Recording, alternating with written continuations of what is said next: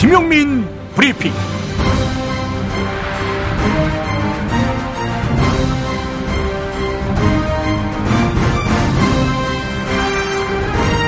(2017년 5월 13일) 토요일입니다. 주말 잘 보내고 계십니까? 김용민 브리핑. 이 시간은 김용민 브리핑을 마무리하면서 지난 대선 기간 동안 김용민의 조간 브리핑 코너에서 방송됐던 김용민 파일 하이라이트를 보내드리는 시간으로 마련합니다. 3분짜리 녹음 구성 속에 담긴 19대 대선 들어보시면서 촛불혁명의 감동 되새겨 보시죠. 광고 듣고 2월 3일 방송부터 함께 하시겠습니다. 야, 너 홍어 판다 그랬지? 팔지. 근데 홍어가 진짜 그렇게 몸에 좋아? 아니 끝내준다니까. 우리 엄마 관절염인데? 홍어. 나 숙취는? 홍어. 마누라 다이어트는? 홍어. 큰 이모 변비? 홍어. 작은 형 소화불량은? 홍어. 여동생 피부? 홍어. 큰 누나 주름? 홍어. 명절 때 선물은? 홍어라니까. 근데 비싸지? 열나 싸고 열나 맛있는 홍어가 있다니까. 어디? 알싸한 홍어. 네이버 검색창에 알싸한 홍어를 검색하시고 1599-6456.com 혹은 1599-6456 전화주문도 가능합니다. 하나 더, 알싸한 홍어는 진공포장 택배 배송 판매하며 직접 개발한 특제 소스를 서비스로 드립니다.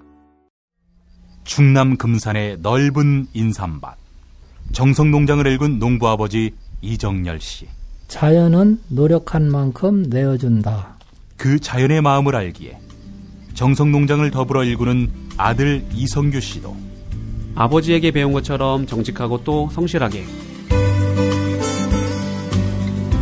정성농장 홍삼은 인삼 재배부터 가공 판매까지 모두 책임지고 있습니다. 그래서 대한민국 1등 품질을 자부합니다.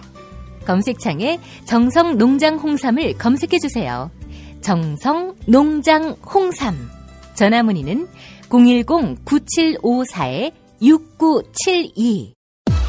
이놈의 뱃살 맞는 옷이 없네. 애들 보랴 일하랴 살 뺄 시간이 없어. 다시 날씬해지고 싶어. 다이어트 전문 쇼핑몰 비타샵에서 국내산 동결건조 생식과 통곡물의 3가지 단백질 그리고 비타민 미네랄을 더해 만든 다이어트 전용 그린 스무디를 추천합니다. 이걸 어떻게 하는 거죠? 하루 한두 끼 맛있고 든든한 비타샵 스무디로 바꿔 드시면 됩니다. 1522-6648 1522-6648 혹은 비타샵을 검색해주세요. 팟캐스트 청취자분들께는 그린 스무디 한 포를 보내드립니다. 골반 교정? 입고 걸으면 끝이라니. 참 쉽죠? 골반 잡자 바로 잡자 바디로직. 허리 통증 바로 잡자 바디로직. 몸매 교정 바로 잡자 바디로직. 자세가 좋아지는 골반 교정 타이즈 바디로직. 검색창에 골반 교정 바디로직. 남자는 허리. 삐딱한 남성 골반 허리에도 역시 바디로직입니다. 바디로직의 효과를 못 느끼셨다면 100% 환불해드립니다. 자세한 환불 조건은 홈페이지를 참조하세요. 97년 대통령 선거가 있었습니다. 김대중 씨가 대통령이 됐어요. 황교안 총리가 2011년 5월 11일 부산 호산나 교회에서 했던 강연회. 본인이 겉으로는 그렇게 하지 않는데 실제 인사발령이 난 것들을 보니까 그 당시 공안부에 있었던 검사들은 물론이고 소위 공안통으로 이름 나 있는 이런 검사들은 전부 좌천되는 거예요. 첫 번째 인사에서 공안검사들 아주 굉장히 고통을 받고, 두 번째 인사에서도 그런 고통을 주고, 세 번째 인사에서 또 고통 주니까 많은 검사들이 사표내고 나가고 막 이랬는데, 저는 편안하게 푸른 초장에 가서 연수생들하고 같이 놀면서 이렇게 지내고 있었어요. 그때 제가 하나님에게 감사를 했습니다. 하나님께서 미련한 내가 미처 깨닫지 못하던 환난으로부터의 도피성을 내게 허락해 주신 것을 감사를 드렸습니다. 그는 자신이 믿고 있는 신, 즉 하나님의 섭리를 유독 검찰 인사에서만 찾는 듯 보이고, 제가 그런 어려움을 겪고 나서 또 이 김대중 대통령 다음의 대통령이 누굽니까? 노무현 대통령인데, 노무현 대통령은 제가 이제 검사장이 돼야 될 때인데 나중에 결과가 어떻게 나왔는가 하면 검사장이 안 됐어요. 탈락했어요. 제가 고검장 된 뒤에 조선일보에 검찰 인사 분석 기사가 이렇게 났어요. 전 정권 미운 털 복귀. 이렇게 돼 있어요. 전 정권의 미운 털, 그게 누구였겠습니까? 예, 그 밑에 보면 저라는 게 딱 나와 있어요. 그만큼 기적 같은 일이 일어나는데 저는 그것이 내 능력에 의한 것이다. 내가 무슨 노력을 한 것도 물론 없고 노력에 의한 것이 아니다. 인사 그런 노력을 한 것이 없다는 얘기예요. 결국 버티고 버텼더니 검찰 유직에 재발탁되더라로 요약되는 강연. 성완종 리스트 사태로 이완구 국무총리가 사퇴하면서 박근혜 대통령이 황교안 법무부 장관을 신임 국무총리 후보자로 발탁했습니다. 이완구 전 총리 사퇴 이후 25일 만입니다. 국회에 탄핵 소추안 가결로 박근혜 대통령의 직무가 정지되면서 탄핵 소추 가결로 대통령 권한이 정지되면서 이제는 황교안 총리 권한대행 체제로 국정이 운영됩니다. 국무총리가 대통령 권한대행을 맡은 것은 지난 2004년 고 노무현 전 대통령 탄핵 당시 고건 전 총리에 이어 두 번째입니다. 그리고 반기문 전 유엔 사무총장의 불출마로 여권 대선 주자가 부재해지면서 반기문 전 유엔 사무총장의 예기치 않은 낙마에 범여권에선 두 자릿수 지지율을 받는 후보가 단 한 명도 없는 상황이 됐습니다. 이른바 황교안 대안 논이 한층 커질 것이라는 관측이 나옵니다. 황교안 총리, 관운인가, 신의 섭리인가. 그만큼 기적 같은 일이 일어나는데 저는 그것이 내 능력에 의한 것이다.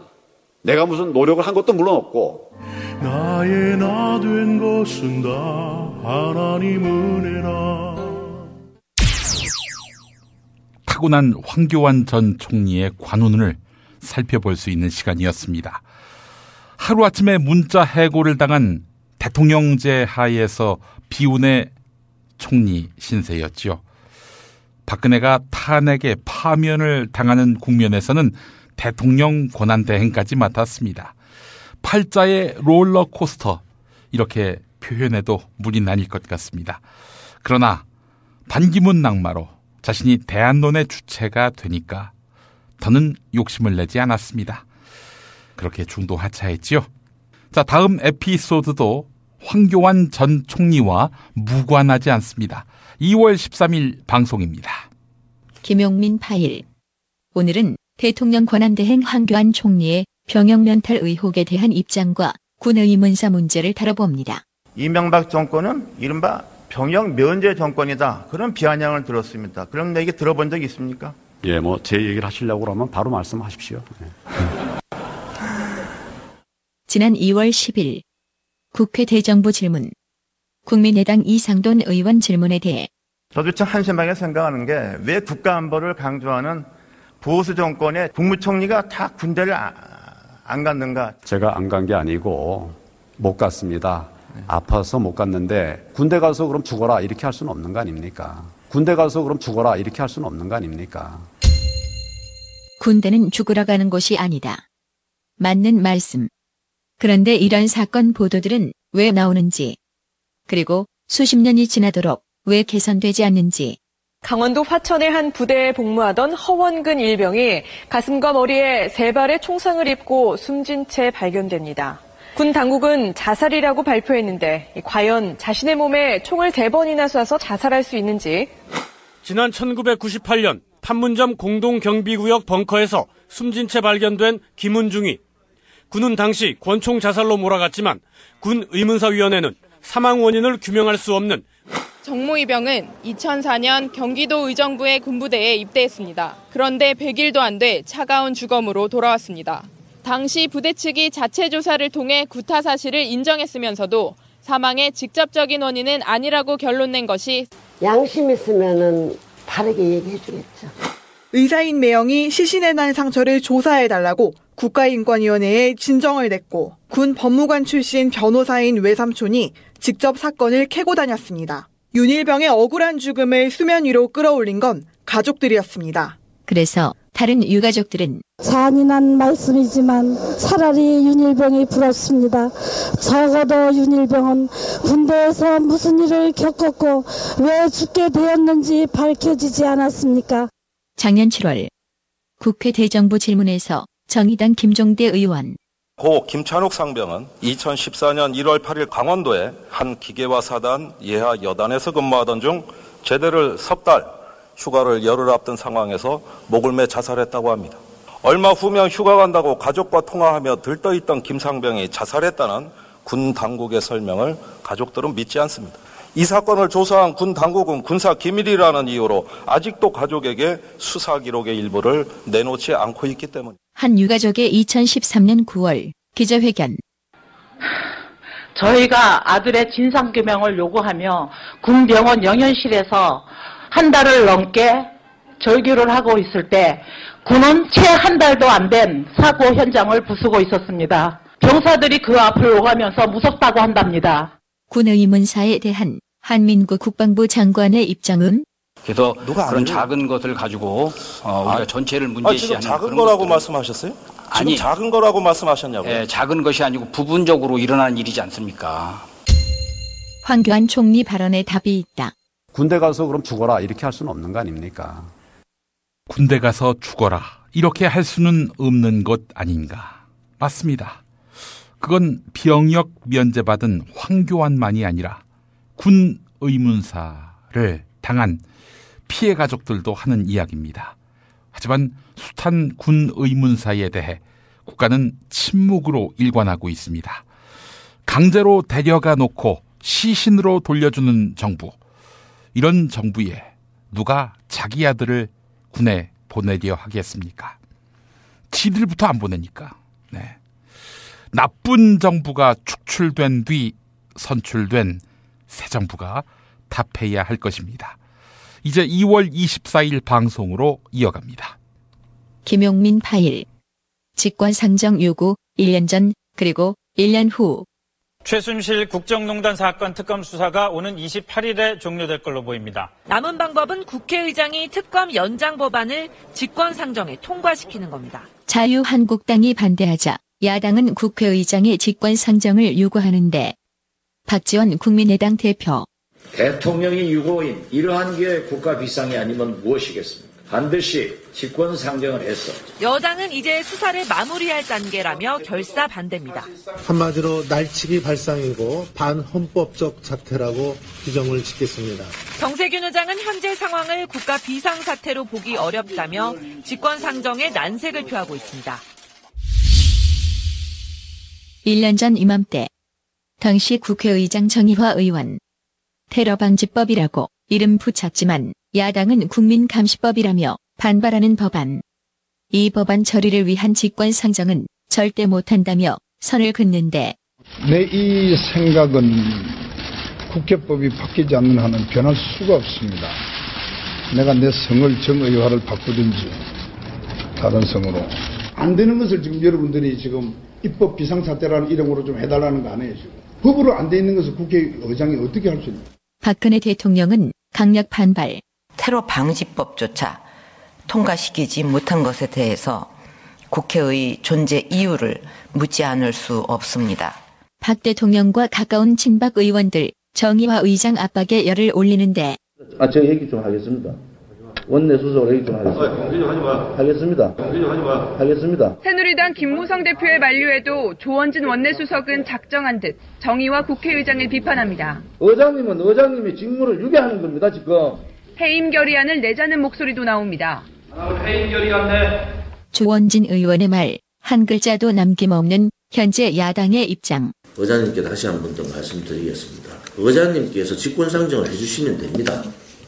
의장님께서 직권상정을 한다고 해서 국민들이 의장의 직권상정이 남용이라고 절대 얘기하지 않습니다. 그것은 의장님이 하셔야 될 일을 제대로 하셨다. 이렇게 국민의 많은 사람들은 그렇게 지지를 하실 거다. 그래서 의장님께서 특단, 의장님 말씀하셨습니다. 특단의 조치를 요청드립니다. 결국 어떻게 됐을까? 정의화 의장의 패배로 끝나는데. 그동안 중재 노력을 해온 의장으로서는 여야 간 합의를 이루는 것이 불가능하다는 결론에 도달할 수밖에 없었고 국회가 테러방지법 제정 등 꼭 해야 할 일을 미루는 동안 만에 하나 테러가 발생한다면 우리 국회는 역사와 국민 앞에 더없이 큰 죄를 짓게 되는 것입니다.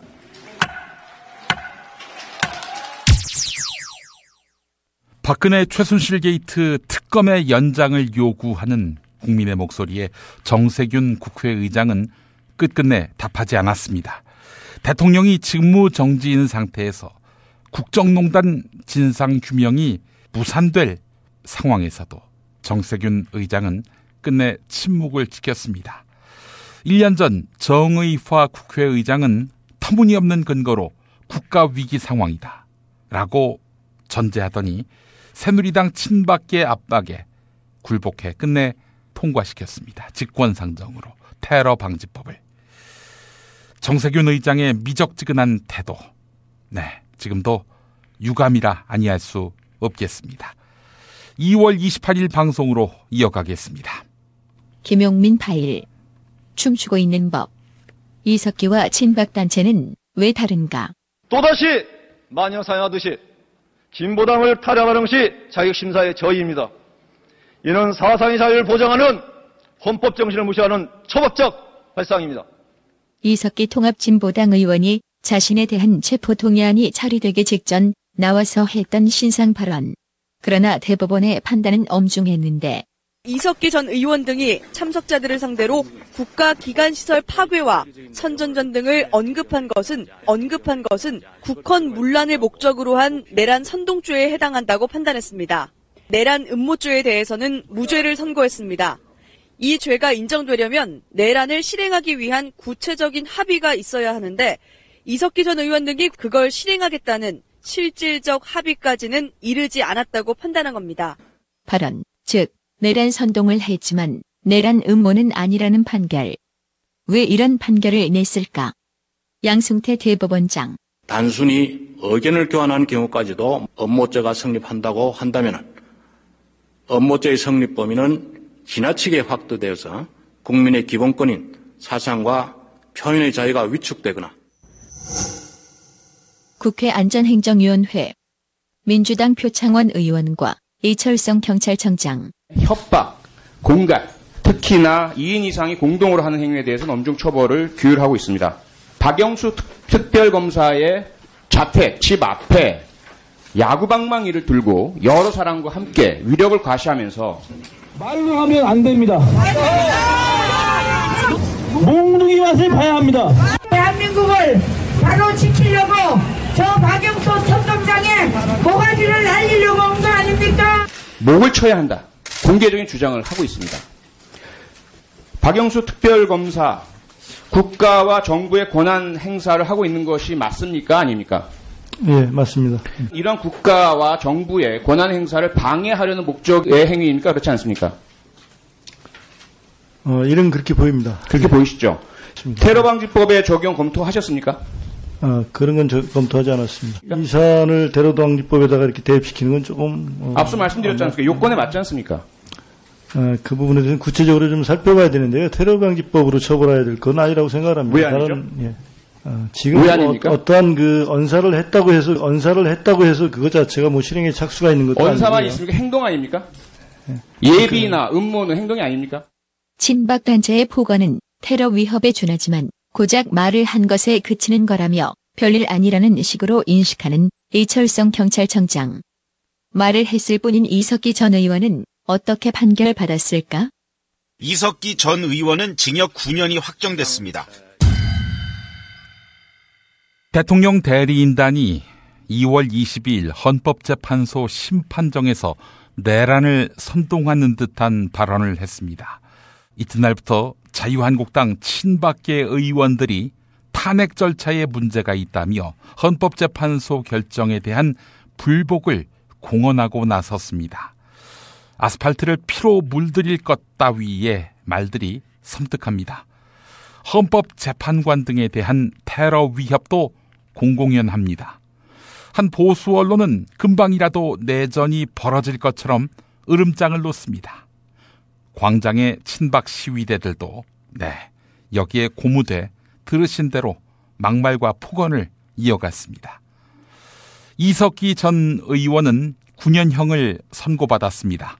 언급만 했는데도 이석기 전 의원만 억울하게 됐습니다. 3월 8일 에피소드로 이어가겠습니다. 김용민 파일. 노익장 김종인. 우리 사회 정말 몇 남지 않은 선생님 소리를 듣는 김종인 전 의원을 모셔서 요즘 세상 얘기를 좀 한번 들어보겠습니다. 2011년 6월 MBC 일요 인터뷰. 앵커는 MBC에 재직 중이던 최명길 현 더불어민주당 의원. 이 자리에 나온 김종인 당시 경제학자. 좌파로 낙인 찍혔지만 김대중 노무현 정부도 재벌에게 휘둘렸다고 질타. 실질적으로 과거에 김대중 노무현 정권을 갖다가 흔히들 좌파 정권이라고 그러는데 경제사회정책적인 측면에서 보고 보면 좌파 정권의 냄새가 하나도 안 나는 정권들이에요. 그 사람들 역시 아주 편안하게 재벌 위주의 경제정책을 한 것도 사실이고. 2012년 대선 때의 역할을 하겠느냐고 질문하자. 나는 개인적으로 내가 지금 나이 70이 넘은 사람인데 내가 어떤 특별한 목적을 가지고서 나는 활동을 하거나 얘기하거나 하는 그럴 의사는 추호도 없고요. 뜻이 없는 듯 보였지만 자기 몸값을 올리면서 강력한 의지를 감추지 않고 이왕 그동안에 여러 가지 경험도 해봤고 내 나름대로의 지식도 축적을 하고 있구나. 지금도 계속해서 적절한 후보가 있고 이 사람이 꼭 한번 됐으면 좋겠다 하는 생각이 있으면 내가 거기에 협력할 그런 의사를 가지고 있다는 얘기예요. 2012년 대선. 박근혜 캠프에 합류하더니 왜 박근혜인가를 설파하는데 여러 가지 이 주변이 복잡하면은 그 주변 사람들이 여러 가지 사고를 많이 일으켜가지고서 또 대통령이 운신의 복도 줄어들고 또 국민들에게 지탄을 받는 그런 꼴이 되는 겁니다. 혼자 사는 분이기 때문에 물론 특별한 탐욕을 가질 이유가 하나도 없어요. 주변이 간단하기 때문에 사고를 칠 수 있는 그런 여지가 별로 없는 분이에요. 이분이 어떤 특정 기업으로부터도 자유스럽고 이런 생각이 들어서 사실은 제가 박근혜 후보를 대통령을 만들어 한번 봐야 되겠다 하는 생각을 갖고 문재인 후보는 박근혜 후보를 갖다가 그런 점에서 따라올 수가 없습니다. 2016년 총선 앞두고 민주당에 합류한 김종인. 민주당 국회의원이 될 생각이 있냐고 묻자. 그때도 나이 탓하며. 그거는 내가 지금 나는 솔직해서 여러분들이 아시다시피 내 나이가 지금 77세예요. 내가 이 젊어지는 국회에 가서 어디 가서 쪼그리고 앉아서 쳐다보신다는 것도 그것도 그렇게 곤욕스러운 일이라고. 문재인 전 대표가 밉다고 탈당하는 의원들을 질타하는데 어떻게 보면 어느 한 사람이 싫어서 나는 떠난다. 이것이 과연 내가 명분이 될 수 있느냐 이런 점에서는 굉장히 내가 회의를 갖는 사람이에요. 1년 뒤 민주당을 탈당해 비문재인 연대를 추진할 움직임인 김종인 전 대표에게 작년에 김종인이 이렇게 말하지 않을까. 어떻게 보면 어느 한 사람이 싫어서 나는 떠난다. 이것이 과연 내가 명분이 될 수 있느냐. 김종인 전 대표를 우리 사회에 면 남지 않은 선생이다. 이렇게 추앙한 사람은 당시 MBC 앵커 최명길 씨였습니다. 김종인 씨와 함께 더불어민주당을 탈당해 국민의당에 입당한 현직 국회의원이지요. 최명길 씨. 김종인 전 대표는 작년 총선에는 더불어민주당, 금년 대선에는 국민의당에 몸담으면서 국민 꼰대로 확실히 캐릭터를 구축했지요. 지금도 최명길 의원은 김종인 씨를 선생이라고 추앙할까요? 예. 그런 국민 선생 또는 국민 꼰대, 현재는 길을 잃은 상태입니다. 정권 교체를 함께 염원하는 판촉물 쇼핑몰 네피알 기념품, 답례품, 기왕이면 네피알로 인터넷 검색창에 입력하시거나 032-519-4800으로 전화하세요. 카카오톡 아이디는 네피알. 현대인의 몸에 있는 독, 어떻게 치유할까요? 아로니아라는 열매에 강력한 효과가 있습니다. 검색창에서 장봉근 아로니아를 찾으시고 1522-1194로 하시면 됩니다. 대한한의사협회장 김필건입니다. 우리에게는 중국을 능가하는 한의학이 있습니다. 정부의 의지만 있다면 한의학으로 세계 의료 시장을 선도할 수 있습니다. 국민과 함께하는 한의학, 대한민국의 미래를 만듭니다. 하루 두 차례 대한민국과 지구촌의 오늘을 정직하게 비춰드립니다. 권력이 진실을 압도하는 세상. 김용민 브리핑은 작은 희망의 불씨가 되겠습니다.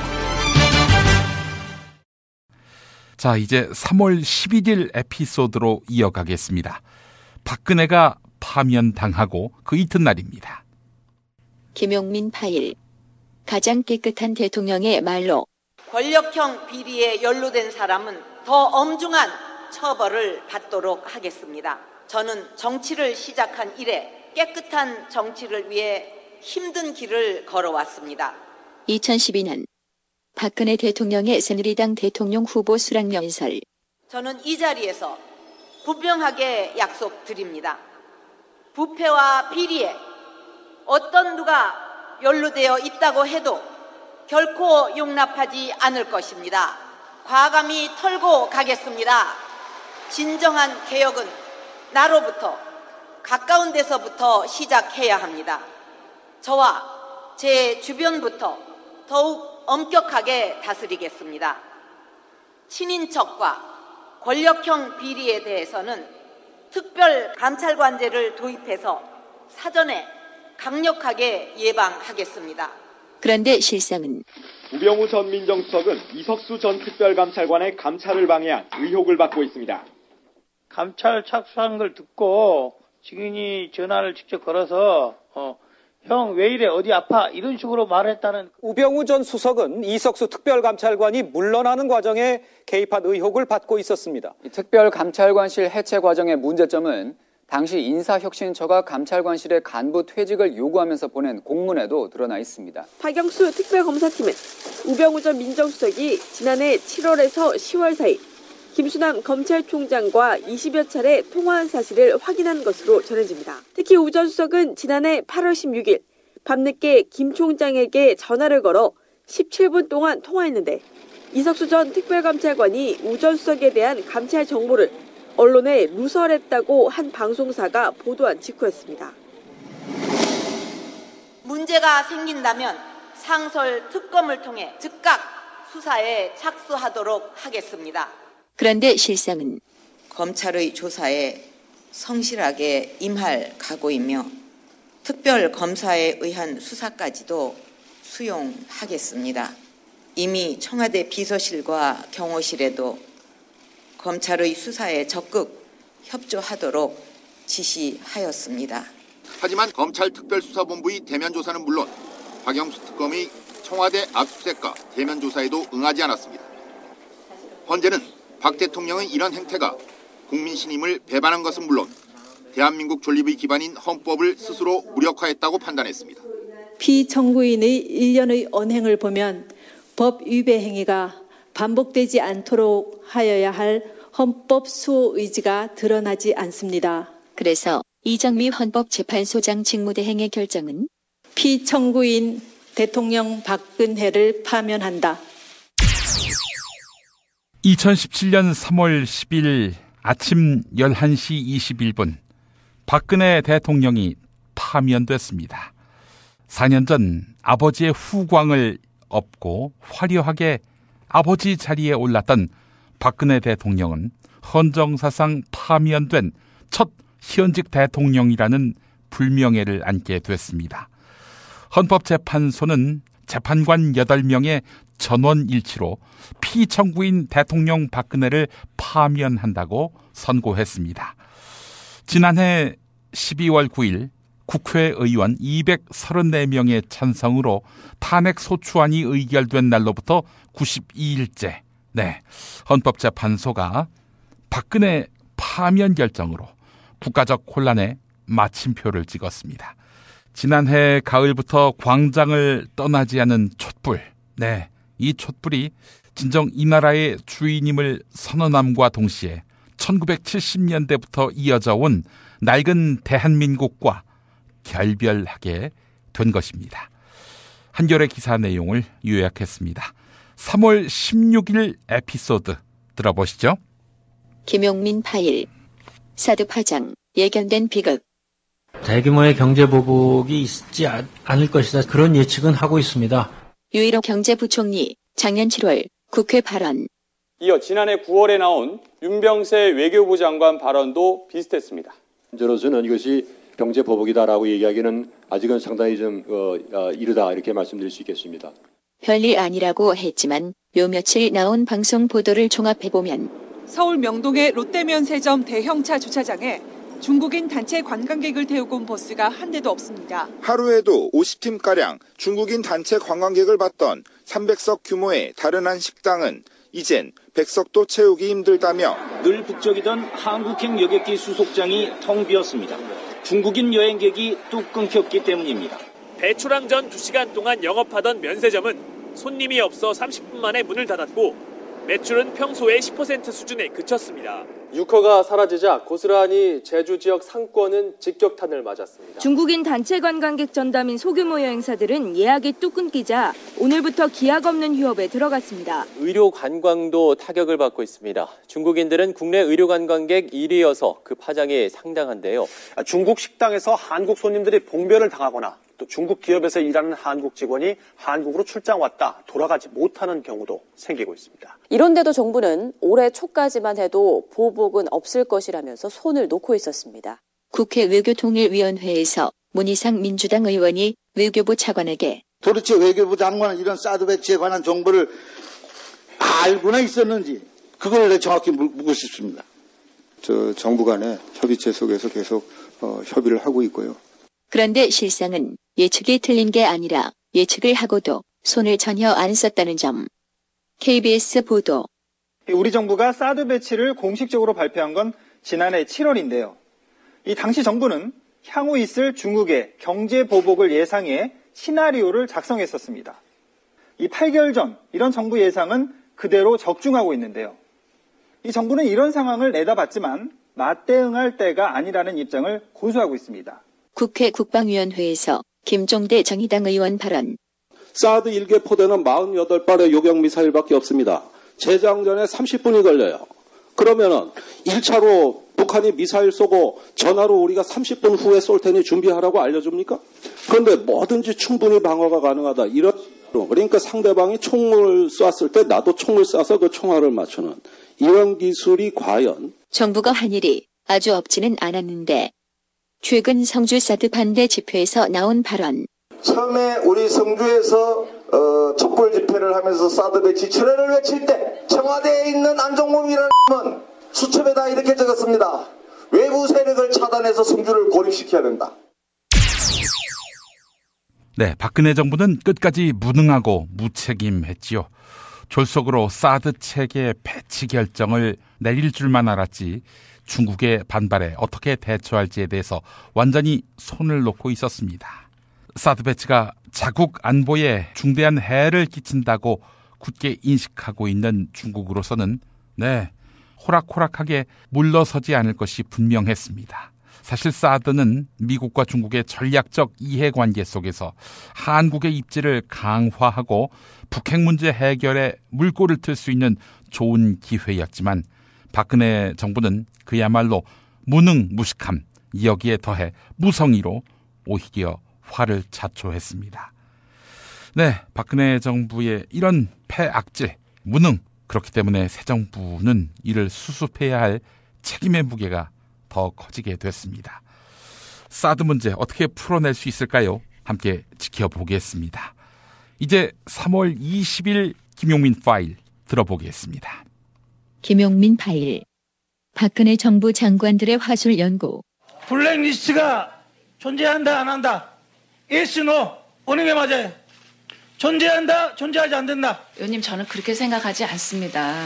블랙리스트가 있는 건 맞죠? 의원님, 직원들이 증인, 특검에 블랙리스트가 있는 건 맞죠? 지금 그렇게 특검에서 조사를 하고 있고 그 전모가 증인, 그거면 대답하세요. 질 것이라고 그것부터 대답하세요. 있습니다. 블랙리스트가 있는 건 맞죠? 존재하는 건 맞죠? 의원님, 제가 아까 말씀드린 것과 마찬가지로 증인! 국민의당 이용주 의원의 지난해 12월 최순실 게이트 청문회 당시 예술인들의 지원을 배제하는 그런 명단은 있었던 것으로 판단이 되고 있습니다. 결국 조윤선 당시 문체부 장관은 블랙리스트의 실체를 알았던 정도가 아니라 몸통임이 박영수 특검 수사 결과를 통해 확인. 단지 정부 정책에 비판적이거나 견해를 달리한다는 이유만으로 해당 문화예술인이나 단체에 대하여 그 지원을 배제함으로써 조윤선 전 문체부 장관 직권남용죄 등으로 구속 기소하고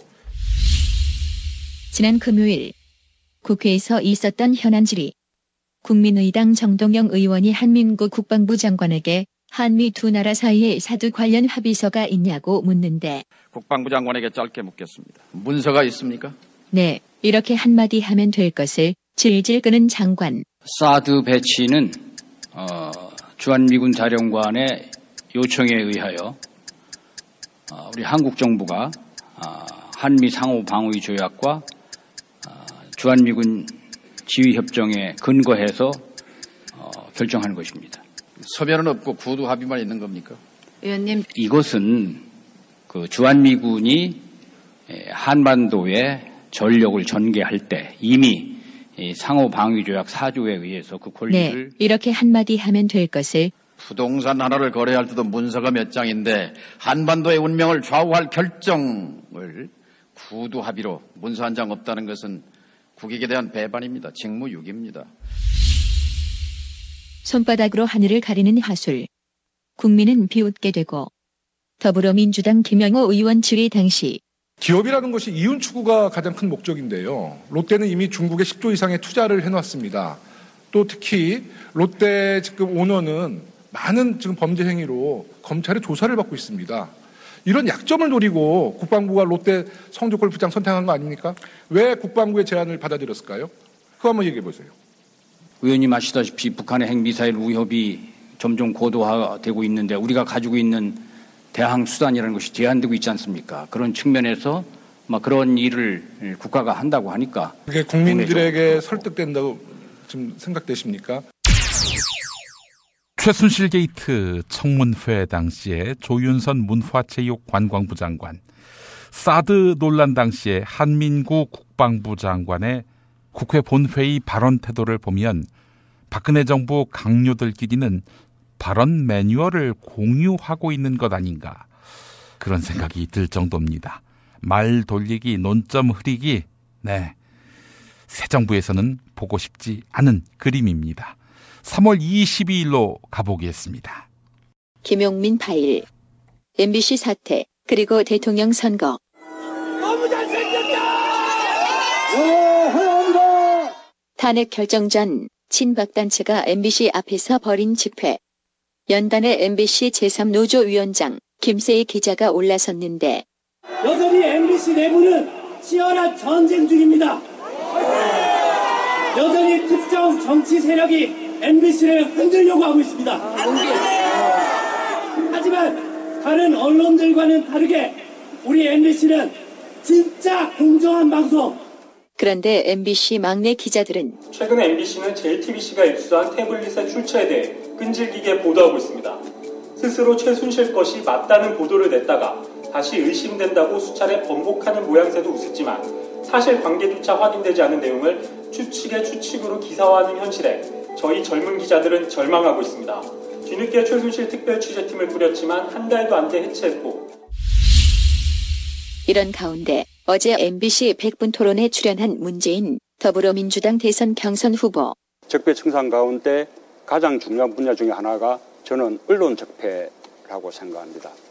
특히 공영방송이라도 제 역할을 했더라면 이렇게 대통령이 탄핵되고 아주 중대한 범죄의 피의자로 소환이 돼서 구속되니 많이 하는 이런 사태는 발생하지 않았을 거 아닌가 생각합니다. 박용찬 우리 농수실장님 앞에서 말씀드리기가 조금 미안하긴 하지만 사회자는 안광한 사장 때 뉴스데스크 앵커로 발탁된 바 있었던 박용찬 논설실장. 저는 MBC도 아주 심하게 무너졌다고 생각합니다. 그 해직 언론인들 아직도 이 길거리에 지금 떠 있습니다. 소송에서 승소했지만 지금 회사 측에서는 대부분의 상고해놓고 아직도 이렇게 복직을 시키지 않고 있습니다. 지배구조를 개선하자라는 요구에도 불구하고 지금 탄핵 정부 속에서 후임사장 인사를 강행했고 문재인 의원님 그 이후에는 탄핵 반대 집회를 찬양하기도 하고 탄핵 다큐멘터리를 방영을 취소하고 그 제작했던 기자와 PD들을 지금 1대1 맞짱 토론 예, 그렇습니다. 예, 좀 한번 답변을. 예, 그래서 MBC 본진에서 나온 MBC 개혁 발언. 사측과 갈등 중인 막내 기자. 보도본부장은 메인뉴스 시청률이 애국가 시청률이라는 2%대에 접어든 지금도 오히려 우리가 중심을 잘 잡고 있는 것이라며 간부들을 격려했다고 합니다. 언론 노조와 갈등 중인 김세희 기자. MBC 뉴스 많이 시청해 주십시오. 주변 사람들에게도 꼭 MBC를 봐야 한다고 알려주십시오. 박근혜 정권 몰락의 제1방조자 하면 언론이 꼽힙니다. 그중에서도 가장 막강한 영향력을 발휘하는 공영방송이 그러하겠지요. 권력감시라는 제 기능을 하지 못한 데 대한 책임 추궁의 목소리가 높습니다. 이명박 박근혜 정권 내내 KBS와 MBC 등 공영방송은 청와대 방송이나 다름없는 모습으로 정권을 비호하고 세월호 참사 등 중대한 문제에서 축소, 은폐, 왜곡 보도로 국민의 원성을 샀습니다. 저널리즘의 기본과 원칙을 내팽개친 공영방송의 행태. 새 정부가 들어선 마당에 이제는 달라질까요? 3월 24일로 가보겠습니다. 김용민 파일. 세월호와 인간성. 정말 다행스럽습니다. 전원이 다 구조됐다는 소식, 이 소식 전해드립니다. 당시 방송 보도. 오보의 퍼레이드. 군 당국은 해군 함정들은 물론이고 육군과 공군까지 동원 가능한 모든 전력을 침몰 사고 현장에 급파했습니다. 하루 종일 민간군이 총동원돼 구조 작업이 벌어졌습니다. 해경과 해군 그리고 민간어선까지 동원된 구조 활동이 오후 내내 이어졌는데요. 유가족 유경근 씨. 참사 당일부터 여러 날 동안 구조가 없었다고 증언. 본격적으로 구조 작업이 들어가기 시작한 거는 세월호 사건이 발생한 시점은 수요일.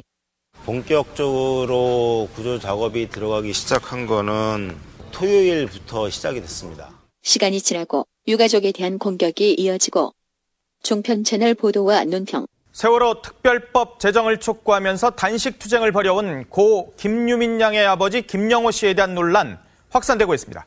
10년 전에 이혼한 뒤에 딸을 돌본 적이 없다가 갑자기 나타나서 이제 무슨 자격으로 단식 농성을 하느냐고. 세월호 유가족들의 대리기사 폭행 의혹 사건이 큰 사회적 파장을 불러오고 있습니다. 유가족들의 대리기사 단체 폭행 의혹에 이어서 사건 직후 병원에서 입원시켜달라며 소동을 벌인 유가족들의 난동 사실도 공개되면서 거리엔 친박단체가 우리가 그 배 타고 놀러 가라 그랬어요. 죽으라 그랬어요.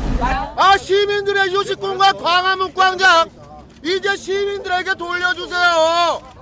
당신들 불법 점거 이제 그만둬야 합니다. 여당은 어땠나? 주호영 의원은 세월호 참사를 교통사고에 비유. 이것이 기본적으로 교통사고다. 조원진 의원은 조류 인플루엔자의 비유. AI가 터졌어요. 그러면 그 책임은 이게 컨트롤 타워가 대통령입니까? 이후 25일째 단식 중인 세월호 유족을 두고 안홍준 새누리당 의원이 식객들은 죽을 각오를 해야 돼. 백운에 실리가 할 각오를 하고 단식을 제대로 해야 된다. 그 말이지. 그건. 김재원 의원은 세월호 조사위원회를 세금 도둑의 비유. 세금 도둑이라고 확신합니다. 새누리당의 김진태 의원이 세월호의 선체를 인양하지 말자고 주장해서 논란이 일고 있습니다. 이 인양을 하는데 너무나 많은 이런 사회적 비용이 들기 때문입니다. 김진태 의원 어제 박진호의 시사전망대에 나와서 지금도 같은 생각이십니까? 아닙니다. 이제 다 들어올리는 마당에 질문이 계속되자 지금 이제 그 시간에 뭘 했다는 행적이 아직 증명되지 않았기 때문에 의미 남아 있는 부분이 있습니다. 그 정도 하시고요. 네. 다른 거 물어볼 거 많으실 텐데. 알겠습니다. 사실은 시간이 거의 예정된 시간에 한 반은 갔을걸요. 이러다가. 지금은 구속된 조윤선 문화체육관광부 장관이 청와대 정무수석 시절에 문화계 블랙리스트 작성뿐 아니라 보수 우익단체를 동원해 관제 시위를 벌인 사실이 박영수 특별검사팀 수사에서 드러났습니다. 2014년 6월 정무수석으로 취임한 조윤선 장관은 세월호 참사 이후 정부 비판 여론이 높아지니까 어버이연합 등 우익단체를 동원해서 세월호 가족들을 비난하는 반세월호 집회를 열도록 했다고 합니다. 시위의 구호까지 챙기고 정부 비판 세력에 대한 고소 고발이나 언론 기고까지 추진했다는 것입니다. 지난해 4월 정무수석실 허현준 행정관이 어버이연합에 집회를 지시하고 전경련을 통해서 자금을 지원했다는 어버이연합 게이트 당시에 제기된 의혹이 이제야 확인되고 있는 단계입니다. 무엇보다도 단식 유족 옆에서 폭식 투쟁을 벌이던 이런 폐륜, 만행도 새 정부에서 명명백백히 드러나야 할 줄 믿습니다. 술자리 많은 연말연시, 가뜩이나 속상한 세상. 새싹당 콩차를 선물하세요. 가격이 착해서 김용남법에 저촉되지 않습니다. 새싹당 콩차는 남자를 위한 차. 서면보고용으로 아주 좋습니다. 서면보고용. 서면보고. 전창걸닷컴에서 구매하세요. 전화문의 070-8635-1288, 070-8635-1288.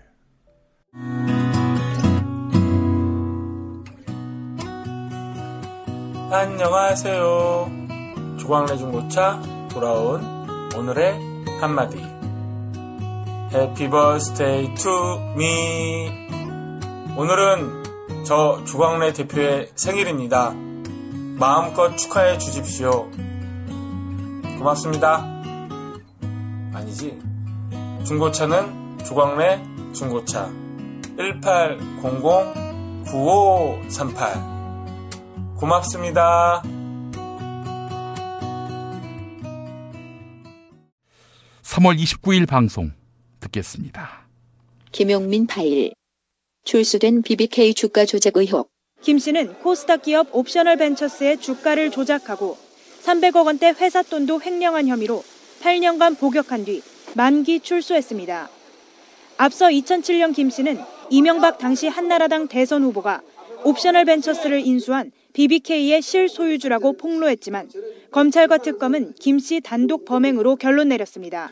김강준 외에도 BBK 의혹 제기로 감옥에 다녀온 사람. 정봉주 전 의원.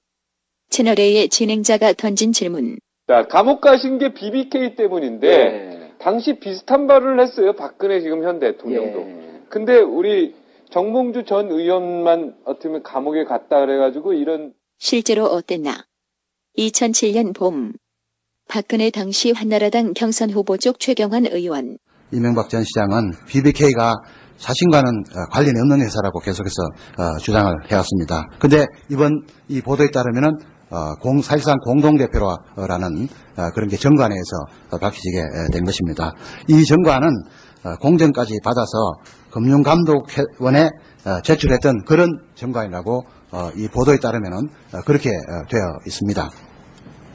따라서 이것은 명확히 밝혀주셔야 된다. 그런 최경환이 2009년 대통령이 된 이명박으로부터 지식경제부 장관으로 내정됐고 국회에 나와 청문회를 받는데 당시 야당 의원의 추궁이 이어지고 BBK에 대해서 아주 저격수 활동하시다가 이렇게 또 이명박 정부를 위해서 일하게 돼서 조금의 모순이 있다고 생각돼서 최 후보자는 사실 근거 없는 허위사실 유포한 겁니다. 아닙니다. 저는 이제 단순히 언론에 보도된 이것을 확인을 좀 해달라. 그는 그 이후에 그 재판 결과에 따라서 이 사실 무근인 걸로 밝혀진 걸로 그렇게 알고 있습니다. 하지만 박근혜 후보는 BBK가 이명박의 것이라고 단정했는데 주가 조작으로 수많은 사람들에게 피해를 준 BBK는 누구의 회사인가? 오늘 아침 신문에 실제 주인이 우리 당의 모 후보라는 비밀 계약서까지 있다고 나왔습니다. 제2의 김대엽이다. 정치 공작이다. 아무리 외쳐봤자 서류 한 장만 나오면 어쩔 수가 없습니다. 차명 보유에, 위장 전업에, 위증 교사에, 금품 살포에, 거짓말까지. BBK 주가 조작 의혹. 새로운 진실이 있나? 아니면 여전한 마타도인가? 뭐 도곡당이 어떠다고요? BBK가 어떠가요? 새빨간 거짓말입니다, 여러분. 저는 그러한 삶을 살아오지 않았습니다, 여러분. 누가 나에게 돌을 던질 수 있습니까, 여러분? BBK 주가 조작 사건은 2007년 17대 대선을 앞두고 한나라당의 대선 후보 경선 선출 과정에서 언급됐습니다. 최초로 입을 뗀 사람은 정봉주 전 통합민주당 의원이 아니라 박근혜 한나라당 전 대표 측의 최경환 의원이 이명박 후보에게 BBK 사건에 연루됐다는 의혹에 대한 해명을 요구하면서 포문이 열렸습니다. 박근혜 자신도 BBK 주가 조작의 주범이 이명박임을 분명히 했습니다. 자, 한나라당에서도 풀리지 않은 의혹, 새 정부가 규명해내기를 바랍니다. 아울러 정봉주 전 의원에 대한 부당한 선거권 제한 풀어야 할 것입니다. 명예회복도 당연히 수반돼야 할 테고요. 경우에 따라선 3월 30일 방송 듣겠습니다. 김용민 파일. 좋은 말로 돌직구, 좋지 않은 말로 막말. 저 무능한 대통령이다. 어디 자문을 구할 데 없어가지고 지저분한 애들하고 노는 허접한 여자한테 인사도 물어보고 정책도 물어봤냐. 그래서 저거 탄핵감이다. 정치적으로는 저건 탄핵감이다. 근데 뭐 최근에 밝혀진 것은 뭐 연설할 때 조금 야 이거 알아듣냐 못 알아듣냐 뭐 이런 정도였다니까. 그거는 넘어섰지. 그거는 넘어섰지. 그래서 내가 보면서 순양인 줄 알고 뽑았는데 향단이었다. 그래서 화가 나는 것이다. 이달 초 인터넷 방송 정교제 TV에 나왔던 홍준표 자유한국당 대선 경선 후보. 박근혜 전 대통령에 대한 강도 높은 성토. 친박 김진태 후보는 홍준표 후보에게 성완종 리스트 재판이 안 끝났다고 일깨워주는데 그거와 관련해서 그때 왜 뭡니까 당시 그 당대표 나왔을 때 그 경선 기탁금 그거를 뭐 집에 계신 우리 사모님 뭐 비자금에서 좀 이렇게 그걸 썼다 그러는데 국회 그 위원장 운영위원장 그 판공비 중 뭐 일부를 집에 갖다 줘서 그 돈을 모아가지고 이렇게 나중에 목돈으로 썼다 그랬는데 그렇다 그러면 그거는 조금 문제가 있는 거 아닙니까? 이때 홍준표 후보, 김진태 후보가 허위사실 문자 유포건으로 법원에 의해 사실상 강제 기소된 것과 관련해 당신 재판이라 걱정하라고 일침. 그 재재판은 걱정하지 마시고 그 제정신정당하고 재판당하고 있는데 그 재판은 잘 빠져나오기 어려울 거예요. 잘 빠져나오기 어려울 거예요. 김진태 격분하고 홍준표 굽히지 않고 끝내 MBC 라디오 진행자는 여보세요, 홍 후보님. 여기 지금 뭐 경험 가지고 뭐 나이 가지고 나오셨습니까? 두 분 잠시만요. 나이 갖고 나왔습니다. 자제를 좀 자, 두 분 마이크 잠깐만 좀 내려주시겠습니까? 분을 사귀지 못한 김진태 국회 정론관에 나타나 바른정당과 연대하려는 홍준표를 맹비난. 새 여자 만나서 살림 차리려고 키우고 있던 애들을 구박해가지고 내쫓겠다는 거예요? 그런데 걱정은 안 해도 될 듯. 유승민 바른정당 대선 후보의 일침. 한 분은 뭐 불법 정치자금 문제고 또 한 분은 선거법 문제이기 때문에 이 후보 단일화라는 건 이런 거 아니겠습니까? 내가 줘도 좋으니까 상대방이 대통령이 돼도 인정할 만하다 이런 전제가 서로 돼야 단일화를 하는 거 아니겠습니까? 홍준표 자유한국당 후보는 친박계 의원들을 양아치 친박이라고 칭하는가 하면 박근혜 전 대통령을 향단이라고 일컬었습니다. 김진태 의원과 벌인 경선 신경전 앞서 들으셨는데 많은 것을 상징합니다. 앞으로도 친박과의 원만치 못한 관계를 예고하는 듯 하는데요. 한편 이번 대선에서 2위 자리를 차지한 홍준표 후보, 세상이 나를 다시 부를 때까지 기다리겠다 이렇게 말했습니다. 당권 도전 가능성을 열어뒀는데요. 친박이 팔 벌려 맞을까요? 3월 31일 박근혜 구속일로 가보겠습니다. 김용민 파일. 박근혜의 종말, 아버지 제사의 종말. 아버지의 제사를 지내는 겁니다, 실제. 모든 정치 행위가. 그 마음이 지금 현재 집권 세력이라고. 딴지 일보 김어준 총수가 한겨레 신문 팟캐스트에서 했던 말. 박근혜의 정치는 아버지에 대한 제사다. 제가 여기서 실제 이렇게 정말 추모 영화를 보러 오시는 분들이나 묘소를 가보거나 또 새마을 지도자 기타 많은 분들을 만나볼 때 아버지, 어머니를 추모하는 국민의 마음은 참 굉장히 지극하다는 걸 제가 피부로 느낄 수가 있어요. 그럼 그렇게 나라를 위해서 그 모든 거를 바쳐서 일하고 나오신 그 아버지께 우리 국민이 그렇게 악인들이에요? 왜 그렇게 뭐 저항을 하고 그래요? 5.16, 네. 5.16 거기에 대해서 그게 뭐가 잘못됐느냐? 딱딱 그거를 얘기할 수 있어야 돼요. 네. 어떤 비난을 당장은 받는다 하더라도 네. 그래서 그거를 잘 몰랐던 사람들한테 이해시킬 수 있어야 되고 설득시킬 수 있어야 되고 그런 게 정치죠. 1989년 야인으로 있을 때 MBC에 나왔던 박근혜 전 대통령. 아버지가 하신 일을 갖다 바르게 알릴 수 있는데도 불구하고 생전에는 그렇게 아버지를 위한다고 그렇게 정말 말로 그 행동으로 그렇게 했음에도 불구하고 돌아가시고 그렇게 처참하게 매도를 당하시는데 단 한마디의 말이 없었다는 거, 또 그거를 바로잡기 위해서 일체의 그 노력도 하지 않았다는 거, 그것을 제가 보면서 굉장한 비애를 느꼈습니다. 같은 해 KBS에 나온 박 전 대통령.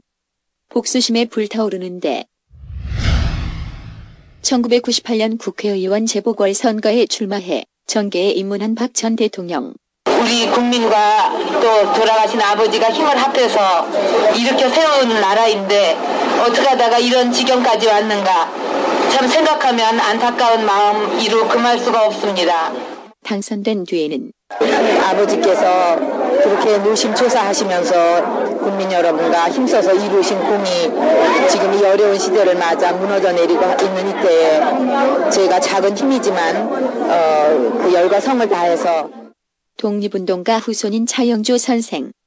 국정한국사 교과서 계획이 발표되자 박근혜 정부가 교과서를 국정화하려는 것은 자기 아버지인 박정희의 군사 쿠데타와 유신을 미화하려는 것입니다.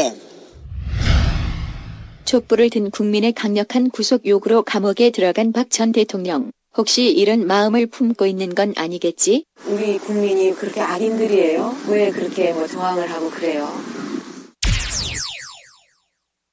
정치는 곧 아버지에 대한 제사라는 박근혜식 정치는 끝났습니다.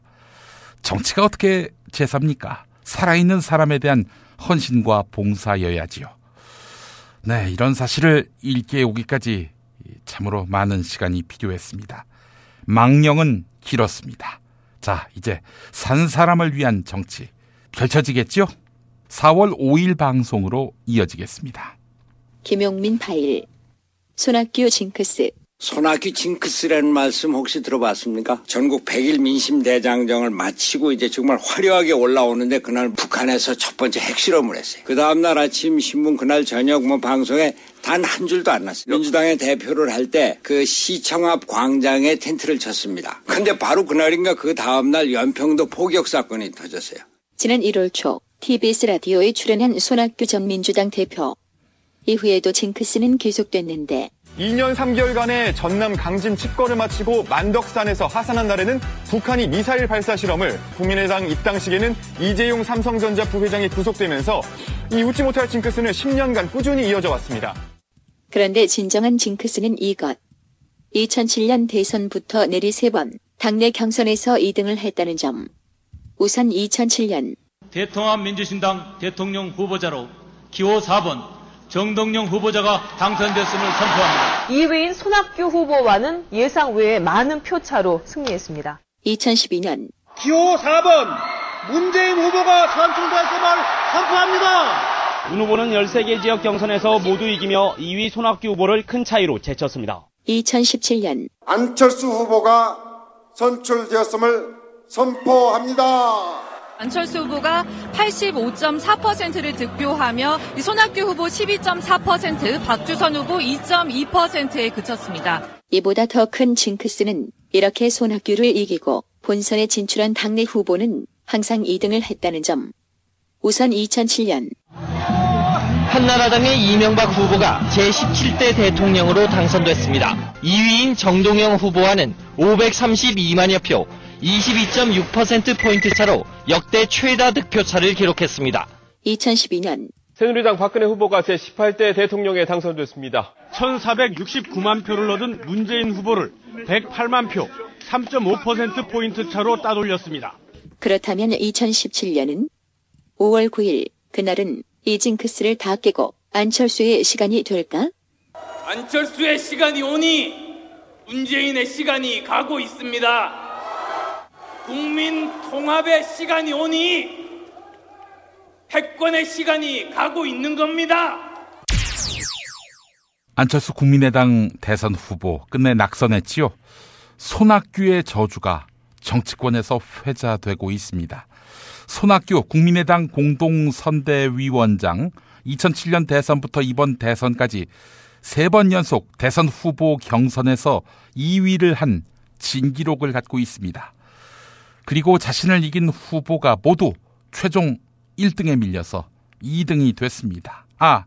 이번에 그 징크스가 깨졌군요. 자신을 이긴 안철수 후보는 2등이 아니라 3등이 됐습니다. 손학규 징크스 진짜인지 또 확인할 길은 없을까요? 그런데 손학규 씨가 다음에도 출마할 수 있을지 모르겠습니다. 4월 6일 방송으로 이어갑니다. 김용민 파일. 나간 사람, 그리고 남아있는 사람. 사퇴하지도 않으면서 사퇴할 것처럼 공갈치는 것은 더큰 문제라고 생각합니다. 2015년 4월 재보선 패배 후 내홍을 겪던 새정치민주연합. 주승용 수석 최고위원이 사퇴 의사를 밝히자 공갈치지 말라고 일침을 놓던 정청래 최고위원. 그러자 주승용 최고. 공개석상에서 공갈이란 말을 들은데 발끈한 주승용 최고위원은 사퇴하지도 않을 것이면서 사퇴한다고 공갈쳤다. 이건 설사 그렇다 하더라도 그렇게 말하면 안 됩니다. 최고위원직을 사퇴하겠다며 회의 자리를 박차고 나갔습니다. 저는 사퇴합니다. 2015년 공갈 발언 파문이 확대되자 같은 당 이현주 의원. 정청래 최고위원을 맹비난하면서 그 언행이 국민들한테 그리고 국정에 미치는 영향 이런 것들을 고려해서 신중한 행보를 할 필요가 있다 이렇게 생각합니다. 이현주 의원은 철없는 행동으로 보여 개탄하지 않을 수 없다고 비판했습니다. 그런데 이현주 의원은 당윤리심판원의 심판위원. 정청래는 끝내 중징계를 받고 공갈 사퇴 발언으로 물의를 빚었던 새정치민주연합 정청래 최고위원이 당직 자격정지 1년의 중징계를 받았습니다. 2016년 공갈 발언의 여파로 정청래 의원 공천에서 배제되는데 더불어민주당은 친노 강경파로 꼽혀온 정청래 의원을 포함해 현역 의원 5명을 공천에서 배제했습니다. 그런데 김종인 당시 당대표. 당내 반발에 개의치 않는다고 일침. 김 대표는 언론 인터뷰에서 SNS에서 소란스러우면 당 전체에 큰 영향을 미치는 것으로 생각하는데 몇몇 의원이 이러쿵저러쿵 한다고 해서 추정하고 따라갈 것 같은가라고 말했습니다. 정무적 판단은 정무적 판단으로 끝나는 거죠. 이랬던 수석 최고위원 주승용, 당윤리심판위원 이현주, 당대표 김종인 세 사람 끝내. 야권의 심장이라고 할 수 있는 호남에서 제1야당이 교체되고 있습니다. 고려하고 있다 이렇게 얘기하는 건 되게 웃기지 않나요? 할 때 발표해서 하는 거지. 아무 일도 할 게 없으면은 자리를 차지하고 있다는 자체가 그렇게 없다고 보진 않아요. 모두 탈당한 상황. 반면 정청래는 탈당 후 무소속 출마를 압박받던 지난해 총선 당시 당 지도부는 저를 버렸지만 저는 당을 버리지 않겠습니다. 우리 당의 승리를 위해 저 정청래 기꺼이 제물이 되겠습니다. 더불어민주당 소속이었던 김종인, 주승용, 이현주 이 세 사람 당의 기강을 바로 세워야 한다며 정청래 의원을 궁지에 몰았습니다. 그런 정청래는 당에 남고 나머지 셋은 시차는 있었습니다마는 모두 나가버렸습니다. 국민의당으로 향했습니다. 그야말로 정청래만 억울하게 됐습니다. 4월 7일 방송 함께하겠습니다. 김용민 파일, 홍준표식 인터뷰. 지금 민주당 1등한 후보는 저거 대장이 뇌물 묻고 자살한 사람입니다. 인터뷰마다 하재를 뿌리는 홍준표 자유한국당 대선 후보.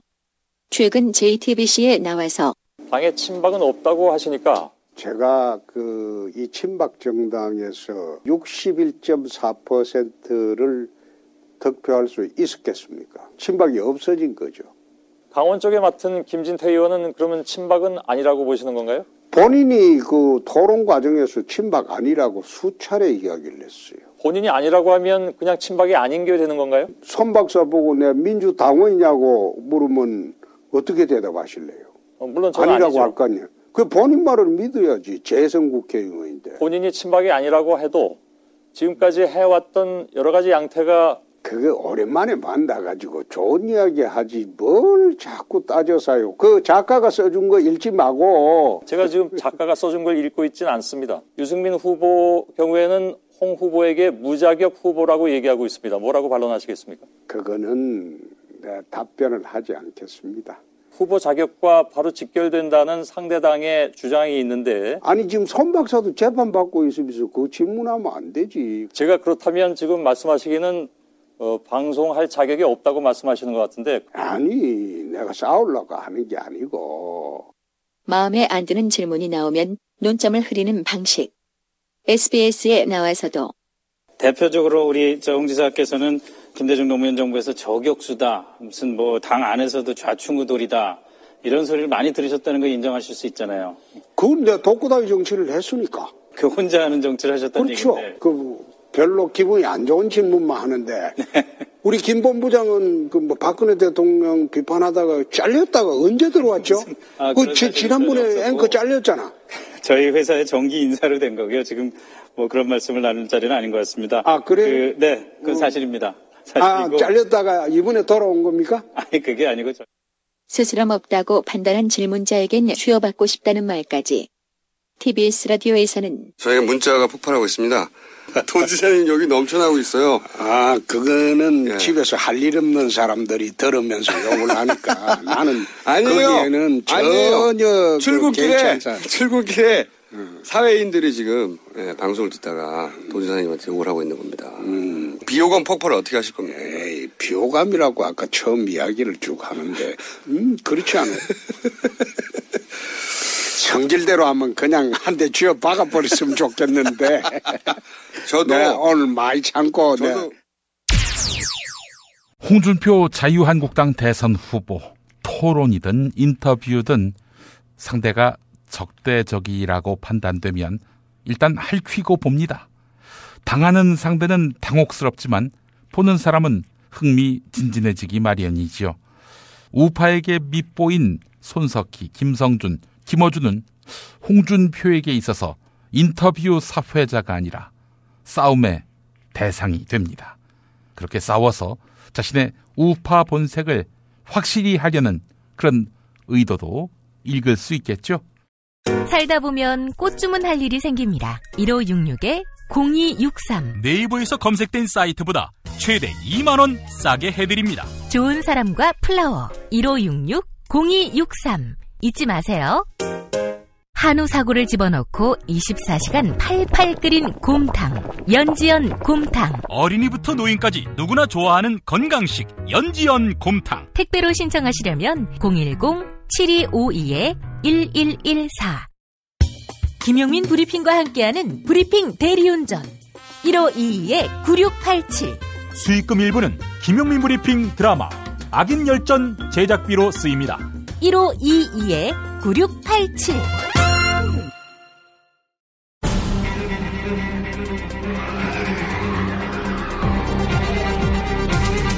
본격 정치 논평. 문자당 정호희 대표 만나겠습니다. 정 대표님. 안녕하세요. 정호희입니다. 시작은 일단 이렇게 했는데 사실은 오늘 방송은 저 혼자 치고 장구 치고 해야 될 것 같습니다. 왜냐하면 사연을 좀 말씀드려야 되겠네요. 아시다시피 5월 14일부로 김용민 브리핑 시즌 1이 마무리됩니다. 김용민 PD 너무 고생하셨고 좀 쉬셔야 되겠죠. 그런데 어찌 하다 보니 저만 출연자 중에 인사도 못 드린 채 막방도 못한 채 얼렁뚱땅 넘어가게 됐어요. 왜 그렇게 됐나 하면 제가 김용민 브리핑 화요일의 남자 아니겠습니까? 지난 5월 9일이 제가 방송을 해야 되는 날인데 대통령 선거일이었었잖아요. 그 며칠 전에 김 PD가 저한테 텔레그램을 보냈었어요. 5월 9일 대통령 선거 당일에 새벽 6시부터 국민TV 스튜디오에서 생방송을 할 수 있겠느냐 이렇게 텔레그램을 보냈는데 제가 뭐 정말입니다. 의도한 건 아닌데 늦게 봤어요. 그래서 그 약속을 못 지키고 방송을 못했죠. 그러다 보니까 2주 전에 했던 노동절 특집 3부작 중에 2부작까지만 하고 마지막이 됐어요. 그래서 제가 너무 아쉬워서 이렇게 번외편 녹음을 따로 하게 됐습니다. 문재인 대통령 시대가 열렸습니다. 문재인 정부죠. 저는 90년대 10년 정도를 부산에서 현장 노동운동을 했습니다. 그래서 문재인 변호사, 노무현 변호사 잘 알죠. 사연도 많습니다. 다 늘어놓을 수는 없는 노릇이고 저도 노동운동하면서 우리 업계 용어로 대박사고를 몇 번 쳤죠. 그 중에 하나가 2000년 신선대 우한부두 파업이 있었습니다. 이 파업은 부두 민주노조 운동에서도 의미가 있지만 단결의 자유, 이른바 노조 설립의 자유라는 법적인 측면에도 상당히 중요한 의미를 가지고 있습니다. 당시에는 복수노조 금지 조항에 묶여서 노조를 자유롭게 설립할 수 없었죠. 그것을 한번 깨보겠다고 6.25 이후 최초의 부산 부두, 부산 항만에서의 파업, 장기 파업입니다. 벌어졌고 거기에 법률적 조언 그리고 재판을 진행해 준 분이 당시 법무법인 부산의 문재인 변호사셨죠. 그리고 또 하나 2003년 5월입니다. 화물연대 파업을 주도했죠. 물류를 멈춰 세상을 바꾸자. 당시 청와대 민정수석이 문재인 현 대통령이셨죠. 어제의 동지가 상대편이 되어서 맞붙었는데 정확하게 5월 15일입니다. 잘 합의해서 극적인 타결을 이루어냈죠. 당시 참여정부 초창기이고 해서 참여정부가 아마추어 정권이다 이런 얘기도 많이 했었고 제가 보기에도 그런 점이 없지 않아 있었던 것 같긴 합니다. 그런데 화물연대라는 사실 노동운동계에서도 화물연대의 존재나 잘 몰랐었던 시절이란 말이죠. 근데 청와대 내에서 화물연대가 왜 파업을 하는지, 무엇을 요구하는지, 어떻게 해결해야 하는지를 가장 잘 알고 있었던 분이 노무현 대통령과 당시 문재인 민정수석 둘밖에 없었다라고 얘기들 합니다. 저희들도 그렇게 평가를 하고요. 그런데 여름에 다시 이제 화물연대가 파업을 합니다. 이번에는 여지없이 작살났습니다. 그래서 제가 대장금 전편을 감옥에서 정주행하게 되는 계기가 있었죠. 이 말씀을 굳이 드리는 이유는 혹자는 노무현 정부가 참여정부 시즌2다 이런 얘기도 합니다만 제가 보기에는 참여정부 시즌2보다는 훨씬 더 나갈 수 있는 참여정부의 끝자락이 아닌 새로운 시대, 굳이 표현하자면 촛불이 만들어낸 대선, 촛불 시즌2가 아닐까 생각을 하고요. 훨씬 더 성숙해진, 불과 며칠 안 됐지만 많은 부분이 바뀌고 있지 않습니까? 제 입으로 어용지식인이나 어용시민 이런 얘기는 못하겠습니다. 대한민국은 민주공화국이니까요. 그러나 까방권 정도는 줘야 되지 않겠습니까? 문재인 정부 성공할 수 있게 까방권 조금씩은 보태줬으면 좋겠습니다. 본론으로 들어가서 노동절 특집 3부작 원래는 노동해방 이야기를 좀 하려고 했었어요. 노동운동의 본질은 노동해방이죠. 과거에도 그랬고 현재도 그렇고 미래에도 그럴 것입니다. 조직노동운동은 당연히 그래야 된다고 생각을 해요. 근데 저는 조직노동운동이라는 것을 떠나온 지 1년 반 정도 됐는데 그러면서 이제 문자당이라는 걸 하고 있습니다. 도대체 이 문자당이 뭐냐? 제가 뭐 농담삼아 전략적 모호성을 유지하겠다 이렇게 얘기를 했는데 마지막 방송까지 그놈의 전략적 모호성을 가지고 가서야 되겠습니까? 그래서 문자당이 뭘 하는 데인지를 좀 자세하게 알려드릴까 합니다. 문자당은 온라인 쇼핑몰입니다. 노동 존중과 사회연대를 지향하고 추구하는 온라인 오픈마켓입니다. 흔하디 흔한 온라인 쇼핑몰에서 거창하게 무슨 노동 존중, 사회연대냐 하실 수 있겠죠. 노동 존중이라 함은 상품의 결과뿐만 아니라 그 상품이 만들어지는 과정에서의 노동 존중을 의미합니다. 우리 사회의 모든 상품에는 노동의 가치가 포함되어 있습니다. 자기 노동뿐만 아니라 피고용인들의 인권과 노동권 그리고 노동의 가치를 인정하고 존중하는 그런 제품들로만 문자당 샵의 제품들은 구성되어 있다는 것입니다. 실제 어떤 사람들이 문자당 샵에서 제품을 판매하고 있는가를 살펴보면 오히려 설명하기가 쉽겠습니다. 인생 자체가 노동 존중이고 사회 연대인 분들이 있습니다. 한 차례 소개해드렸습니다만 허문경 씨 같은 분이 있습니다. 1985년 서울대 삼민투위원장, 그 유명한 서울 미문화원 점거 사건의 주역이죠. 이분이 군산에서 수산물 가게를 열었고요. 문자당 샵을 통해서 온라인 판매하고 있습니다. 그리고 전국 농민의 총연맹 전농 전 사무총장인 위두환 씨는 저하고 동갑이고 친구입니다. 이 위두환 씨가 작두콩차를 판매하고 있어요. 그리고 노학래 씨라는 분이 계십니다. 인권운동가 박래군 씨와의 기구한 운명을 한 차례 말씀드린 적이 있고요. 이분은 협동조합 출판운동을 하고 계시고 특히 유시민 작가가 방송에서 소개를 해서 유명해졌는데 인생노트라고 우리 어르신들 인생을 기록하는 자서전도 만들어드리고 하는 사업들 하고 있습니다. 이런 분들은 뭐 딱 봐도 자기가 생산하고 판매하는 제품들에서 노동을 존중하고 기본적으로 사회연대에 충실할 분들 아니겠습니까? 그리고 저희들은 노동 존중이라는 것이 그렇게 어렵고 문턱이 높은 것이 결코 아니라고 생각을 합니다. 노동법 지키면 되거든요. 최저임금 이상을 지급하면 되는 것이고 노동자를 기계가 아닌 사람으로 대접하면 된다. 이런 겁니다. 관심 있으신 분들 많이 참여해 주시면 좋겠습니다.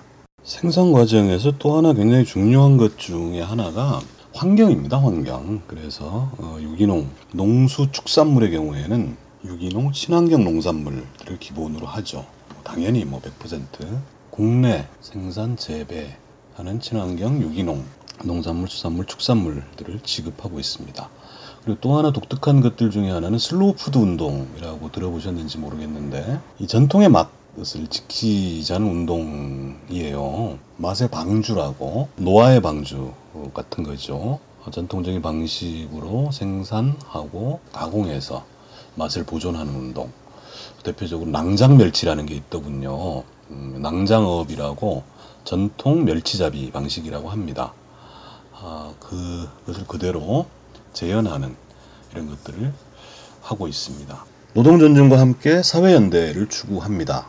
사회연대는 3가지 방향으로 진행이 됩니다. 첫째는 문자당 샵에 회원 가입하실 때 물론 회원 가입하지 않아도 물건 구매할 수 있습니다만 기왕이면 회원 가입해 주시면 좋겠죠. 회원 가입할 때 후원단체를 지정할 수 있습니다. 의무사항은 아닙니다만 이렇게 후원단체를 지정해 주시면 구매액의 1%를 해당 단체에 후원을 합니다. 두 번째는 판매자가 후원단체를 지정할 수 있습니다.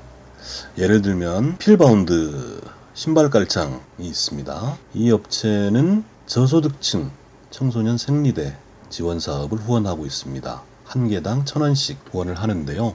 작년에 그런 일이 알려졌었지 않습니까? 생리대가 없어서 신발 깔창을 생리대로 쓰는 저소득층 청소년들 이야기를 듣고 어떻게든 후원해보자 해서 하고 있습니다. 그리고 완도 전복 생산자 협동조합이라는 곳이 있어요. 어민들의 협동조합이죠. 전복 판매 금액의 1%를 전국 여성연대 이주노동희망센터에 후원하고 있습니다. 구매연대죠. 구매연대. 구매가 곧 사회연대가 되는 시스템을 마련하고 있습니다. 그리고 세 번째는 문자당 자체로 부정기적인 사회연대 행사 혹은 이벤트들을 하고 있습니다. 기억하시겠지만 작년 12월 9일 박근혜 탄핵, 국회 탄핵이죠. 국회 탄핵, 김용민 브리핑과 함께 공개방송을 했고 무려 닭게장 1000그릇을 현장에서 나눠드렸습니다. 그리고 전봉준 투쟁단 온라인 모금 굉장히 많이 됐어요. 한 3억 정도 모금이 됐다고 합니다. 감사드리죠. 그리고 이게 문자당이 왜 문자당이냐는 이야기들을 많이들 하시는데 문자로 소통하기 때문입니다. 간단히 말씀드리면 요즘 소농들도 온라인 판매들 많이 하시잖아요. 그런데 온라인 판매를 하다 보면 이 문의 전화를 받는 것이 굉장히 힘든 일이라고 합니다. 일일이 전화 응대하는 것도 쉽지 않을 뿐만 아니라 이 자체가 굉장한 감정 노동이 된다고 해요. 그만큼 전화를 통한 음성 전화를 통한 소통이 쉽지 않은 일이라고 합니다. 저희들도 문자당이라는 이름을 붙였을 때 물론 초기에는 사회 참여형 인공지능, 공익적 플랫폼 이런 것들을 염두에 뒀었습니다만 실제로 진행을 하다 보니까 판매자들이 겪게 되는 그런 어려움들을 대신하는 것이죠. 그걸 대신해줘야 마땅하고 그러다 보니까 전화 응대를 하다 보면 불가피한 감정적 충돌도 벌어지고 또 전화 응대를 하는 사람 입장에서는 굉장히 힘든 감정 노동이 되더라는 겁니다. 그래서 문자 응대를 하기 시작했습니다. 문자 응대를 하다 보니까 정돈된 대화들이, 정돈된 소통들이 이루어집니다. 그래서 감정적 충돌이나 이런 것들은 절반 이하로 줄어들 뿐만 아니라 문제 해결률도 굉장히 높아집니다. 그것이 문자당이 가지고 있는 독특한 장점 중에 하나라고 할 수 있겠습니다. 저희들은 휴대폰 문자 메시지뿐만 아니라 페이스북, 메신저, 텔레그램, 카카오톡 모든 메신저를 통해서 텍스트 대화를 통해서 고객 응대를 해드리고 있고 문제를 해결해 드리고 있습니다. 이것을 우리 이제 문자로 한다 해서 문자당이라고 이름을 붙인 겁니다. 문재인 정부가 되다 보니까 우리 당원들 모임에서는 문바당으로 이름 바꾸자는 의견도 있었습니다만 우리는 문자당입니다. 문자로 소통하는 문자당입니다. 노동존중 사회연대에 기치를 걸고 문자당 샵이 운영된 지 한 6개월 남짓 됐습니다. 꽤 많은 분들이 노동존중 판매자로 참여해주고 계시고 예상보다는 많은 분들이 사회연대 소비자, 구매연대, 사회연대 소비를 해주고 계십니다. 좋은 사람들이 만든 좋은 제품을 소비하면서 그 자체가 또 뜻있는 사회연대가 되는 플랫폼이 문자당 샵입니다. 여러분 많이 이용해 주시고요. 또 좋은 생산자들이 있으면 많이 소개해 주시기 바랍니다. 고맙습니다. 서로 돕고 이끌어주는 문자당. 문자당이 문자당 샵을 열었어요. 중소상공인과 농업 생산자들을 위한 큰 장터. 아니 몇 개라고 그랬어? 2개, 3개. 남았으니까 그냥 서비스 하나. 하나는 공짜. 농민회와 여성연대 같은 사회단체들이 추천하고 문자당이 엄정하게 검증한 상품과 서비스를 온라인으로 판매해서 수익금의 일부는 각 단체에 기부하는 장. 협동, 자조, 상생회, 진보 열린 장터, 문자샵. 포털이나 SNS에서 문자당을 검색하세요. 4월 11일 방송 함께하겠습니다. 김용민 파일. 조갑제의 지지. 안철수라는 사람을 몰상식이다. 현재는 안철수라는 사람을 몰상식으로 보는 게 알중할 겁니다. 안철수라는 사람을 공직을 맡아서는 절대로 안 될 사람이다 하는 것을 확실하게 알 수 있습니다. 극우 논객으로 정평이 나 있는 조갑제닷컴 대표. 2012년에 그 안철수의 생각이라는 책이 나왔죠. 예. 난 그 책을 읽어보고 너무나 그 생각이 유치한데 놀랐어요. 그러니까 속이 얼치기 좌파라고 하는. 예. 작년 총선 전까지 그의 입장은 안철수는 얼치기 좌파다. 문재인 씨는 적대적 선동이 많다고 하면은 안철수 씨는 좀 위선적 도덕론이 많아요. 네. 이 위선적인 게 많아요. 왜냐하면 이분은 자기가 위인이라는 강박관념에 좀 시달리고 있는 거 아닌가 생각이 드는데 이 교과서에 나오고 인기 폭발하다가 보니까 그러니까 전부 말이 좋은 말만 쓰는데 2011년에는 이명박 전 대통령이 안철수 후보를 지지한다고 보기도 이명박 대통령은 안철수 돌풍에 대해서 올 것이 왔다고 평가했습니다. 정치권에 대한 변화를 요구하는 것이 아니겠느냐. 그 변화의 욕구가 아마 안철수 교수를 통해서 나온 것이 아니겠느냐. 안철수라는 사람이 등장한 것은 대통령 이명박 대통령이 올 것이 왔다고 했어요. 올 것이 왔다. 사실상 지지한 거죠. 무슨 생각인지 모르지만 안철수를 지지하는 거 아니냐. 그런데 입장이 바뀌는데 조갑지 TV에서 했던 말. 안철수 씨 안보 공약 뭐 이런 걸 몇 개를 봤습니다. 굉장히 오른쪽으로 왔더라고요. 뭐 사드 배치도 사실상 인정하는 거고 모병제라든지 그 왜 경력 기간 단축 공약을 많이 하지 않습니까? 그걸 단호하게 거부해요. 경제정책에서도 문재인 씨를 비판하면서 정부 주도보다는 민간 주도로 가야 되고 그걸 읽어보니까 제가 다른 사람한테도 읽어보라고 권하니까 야 이렇게 달라졌네 하고 생각하는 사람들이 많더라니까요. 우리가 안철수 하면 아이고 뭐 2012년에 뭐 도우미 역할 뭐 이걸로 해가지고 과소평가해 왔는데 어느새 그 와서 드디어 갑자기 지난주에 2등으로 채 올라오는 거 여기에 대해서 이제는 객관적으로 좀 봐야 되겠다 뭐 이런 생각도 들었습니다. 결론은 그러니까 문재인 후보가 대통령이 되지 않도록 하려면은 홍준표를 버리고 차악을 선택해야 되는 거 아니냐.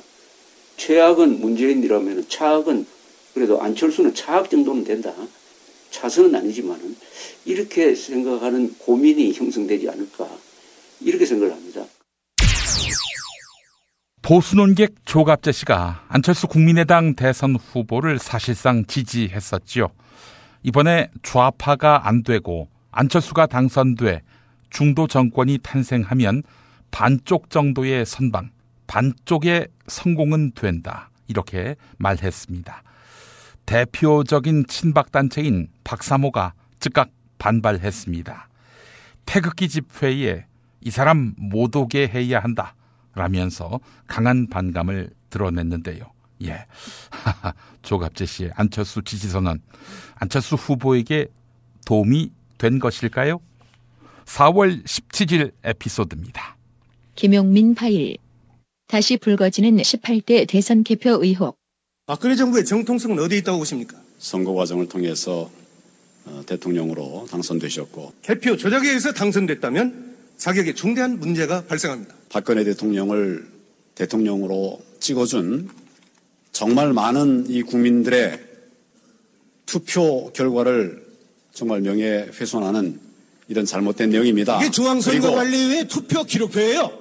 지난 2015년 당시 새정치민주연합 강동원 의원. 뚜껑도 알려진 채 멀쩡히 있는데 어떻게 1시간 34분 전에 개표 결과를 발표하고 방송할 수 있습니까? 그러니까 개표 방송이 나간 37분 후에 개표가 시작이 됩니다. 개표 방송이 나간 1시간 12분 뒤에 개표 결과가 공표됩니다. 참으로 어처구니 없는 일입니다. 이것이야말로 개표 조작이 아니고 무엇입니까? 10월 15일엔 국회 대정부 질문에서 황교안 총리에게 어떻게 생각하십니까? 지금 의원님 말씀하신 것은 있을 수 없는 일입니다. 의원님께서 그 자료를 잘못 읽으신 것이고 내가 바보입니까? 그 당시에 현장에 야당 선거관리인 다 있었는데 그분들이 왜 이의 제기를 하지 않았겠습니까? 영화 더 플랜에 나온 야당 참관인이었던 시민. 개표 분류기가 너무 빨리 돌아가 확인이 쉽지 않았다는 주장. 속도도 굉장히 빠른데다가 눈으로 보기 좀 불편할 정도로 너무 빨라서 정확하게 거기 찍혀있는지 뭐 보기가 어렵더라고요. 그래서 저희가 조정을 해달라고 요청을 했는데 그런 것도 받아들여지지 않았고요. 게다가 하나 더. 개표 분류기가 수상하다는 지적.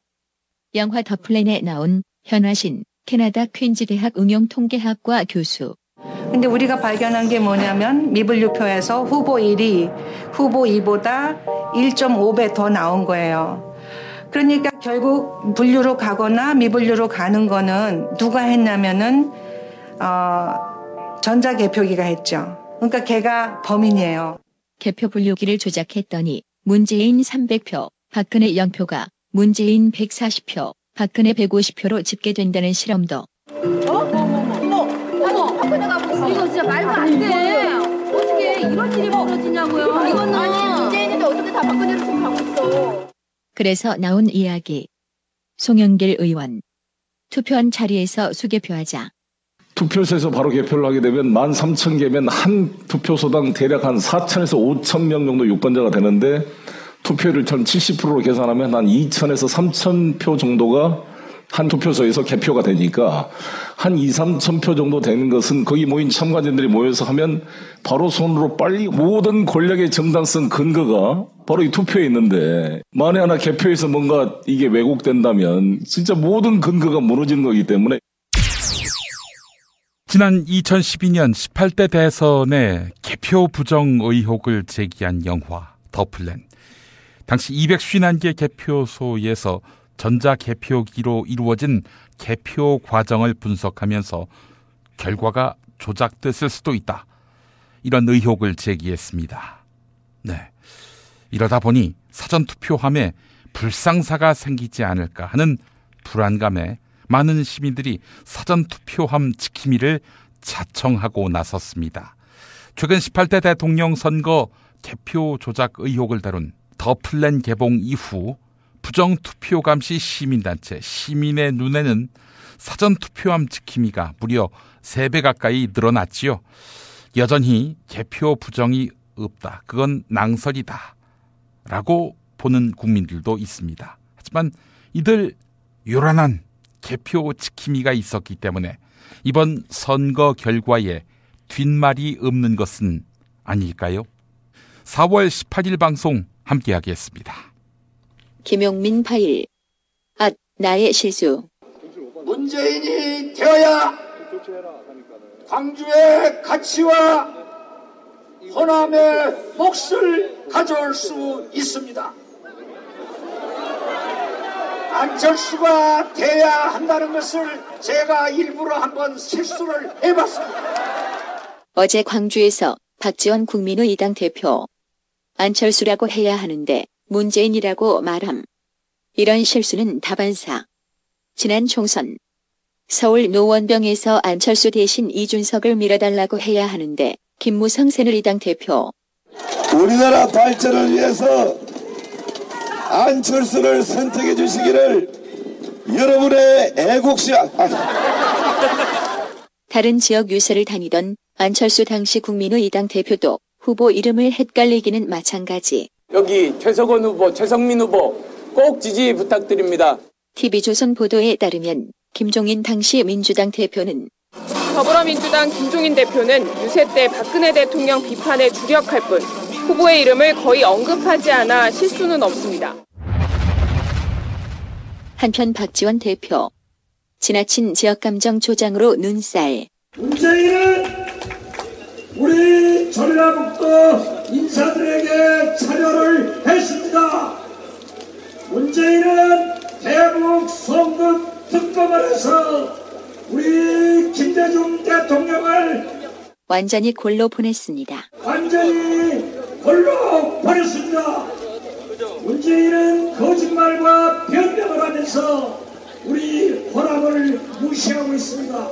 안철수 후보의 부인 김미경 교수는 어머님이 지금 여수에 살고 계십니다. 우리 호남의 사이 안철수가 대통령이 되어야만이 우리 호남이 발전할 수 있고 인사차별 받지 않고 예산차별 받지 않는다는 것을 다시 한번 여러분에게 호소드립니다. 안철수 후보의 경쟁자는 문재인 후보인데 박지원 대표, 전직 청와대 비서실장으로서 문재인 후보에게 라이벌 의식을 느끼는 듯. 이래봬도 제가 제일 똑똑한 김대중 대통령 비서실장 한 겁니다. 실수할 때 하지 제가 문재인입니까? 국민의당 상임선대위원장을 맡았던 박지원 전 대표.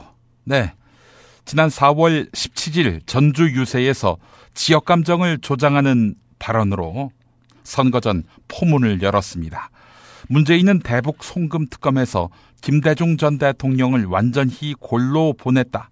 문재인은 거짓말과 변명으로 호남을 무시한다. 우리 전라북도 인사들을 차별했다. 이렇게 말했습니다. 이튿날 전남 화순 유세에서도 문재인이 참여정부 시절 호남 인사를 차별했다. 라면서 호남 홀대론을 재론하고 나섰습니다. 낡은 지역 감정을 유포하던 국민의당. 이번 대선 결과 어땠나요? 더불어민주당은 국회의원 18석 중에 한 석밖에 없습니다. 그런 더불어민주당인데 호남에서 전국 최고 득표율을 하게끔 허용했습니다. 국민의당이. 문재인 대통령 광주에서 61.14%, 전라남도에서 59.87%, 전라북도에서 64.84%를 득표했습니다. 전라북도의 경우 문재인 대통령의 17개 시도 지역별 득표율 중 최고치입니다. 4월 28일 에피소드 함께 하실까요? 김용민 파일. 안철수와 김종인. 안철수는 자기가 대통령 후보가 되기 위해서 나간 사람인데 어떻게 다시 통합을 하겠어요? 지난해 초 20대 총선을 앞두고 더불어민주당 비상대책위원장으로 영입된 김종인 대표. 김종인 위원장 영입은 이해할 수 없습니다.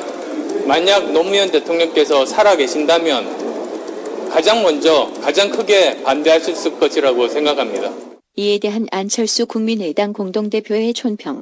이번에 야권의 승리를 가져오고 내년에 대선에서의 정권 교체를 이루기 위해서도 야권이 단합된 모습을 갖다가 보여줄 것을 다시 한번 결정해드립니다. 김종인 대표, 갈라져 나가 국민의당에 합류한 국회의원들에게 사실상 복당하라고 호소. 국민의당에 대한 정치적 공격이고 공작입니다. 김종인 대표는 당의 주인이 아닙니다. 임시 사장입니다. 당의 주인은 바뀌지 않았습니다. 발끈하는 안철수 대표. 지금 이 시점에 그런 제안을 하는 의도가 의심스럽습니다. 먼저 당내 정리부터 하시기 바랍니다. 기다렸다는 듯 안철수 대표를 비난하는 김종인 대표. 안철수는 안 될 사람이니 이 사람만 빼고 복당하라고 언급. 안철수 대표가 지금 더불어민주당에서 탈당한 기본적인 동기가 내년도 대선에 내가 후보가 꼭 돼야 되겠다 하는 이런 생각을 그걸 해서 나가신 분이기 때문에 지금도 그런 생각에서 아직 벗어나지 못했기 때문에 반대 의견을 낼 수밖에 없을 거라고 봐요. 더 발끈하는 안철수 대표. 저 안철수만 빼고 다 오라, 다 받겠다. 이런 오만한 말까지 서슴지 않습니다. 도대체 우리 당을 얼마나 만만하게 보면 이런 막말을 하는 건지 모르겠습니다. 안철수 대표가 통합을 반대하자 김종인 대표. 당의 주인은 당원이 주인이지 어느 대표가 이 당의 주인은 아닙니다. 그러니까 이 당이 무슨 사당도 아니고 당에 대한 인식 자체가 좀 잘못되지 않았나 이렇게 생각합니다. 끝내 통합은 불발. 더 이상 통합에 대한 논의는 불가하다고 모두 결론을 내렸습니다. 1년여 뒤 대선에 출마하는 안철수 후보와 제외할 듯. 안 후보는 오늘 자신의 통합정부 구상을 발표하고 김종인 전 민주당 비대위 대표도 여기 동참할 것으로 전해졌습니다. 법륜스님과 만난 김 전 대표는 안 전 대표를 합리적인 사람으로 생각한다며 호의적인 평가를 내놨습니다. 지난해 2월 안 전 대표를 의사하다가 백신 하나 개발한 사람이 경제를 알겠느냐고 혹평한 데 비하면 확연하게 달라졌습니다. 정치는 영원한 적도 영원한 동지도 없음을 보여주는 듯. 국민의당 안철수 후보가 대선 운동 와중에 하락하는 지지율을 반등시키기 위해서 더불어민주당 비상대책위원회 대표를 지낸 김종인 전 의원과 손을 잡았습니다. 김종인과 손잡으면 뭔가 지지율 회복의 모멘텀이 될 수 있을 거라고 판단했던 것일까요? 김종인 전 의원을 개혁공동정부위원회 위원장 자리에 앉혔습니다. 그리고 내각 구성권을 부여했습니다. 자, 그런데 김종인 위원장, 자유한국당 홍준표 후보의 합류 가능성을 이야기했습니다. 국민 통합을 위해 어떤 세력과도 손을 잡을 수 있다면서 홍준표 후보를 특별히 배제하지 않겠다, 이런 입장을 밝힌 것입니다. 하지만 당장 안철수 후보가 반발했습니다. 홍준표 후보를 국정 파트너로 생각하지 않는다, 이렇게 밝혔는데요. 네, 제가 장담하는데요. 만약 당선됐으면 안철수 후보 큰일 날 뻔했습니다. 네, 5월 3일 방송 가보겠습니다. 김용민 파일. 이젠 잊기로 해요.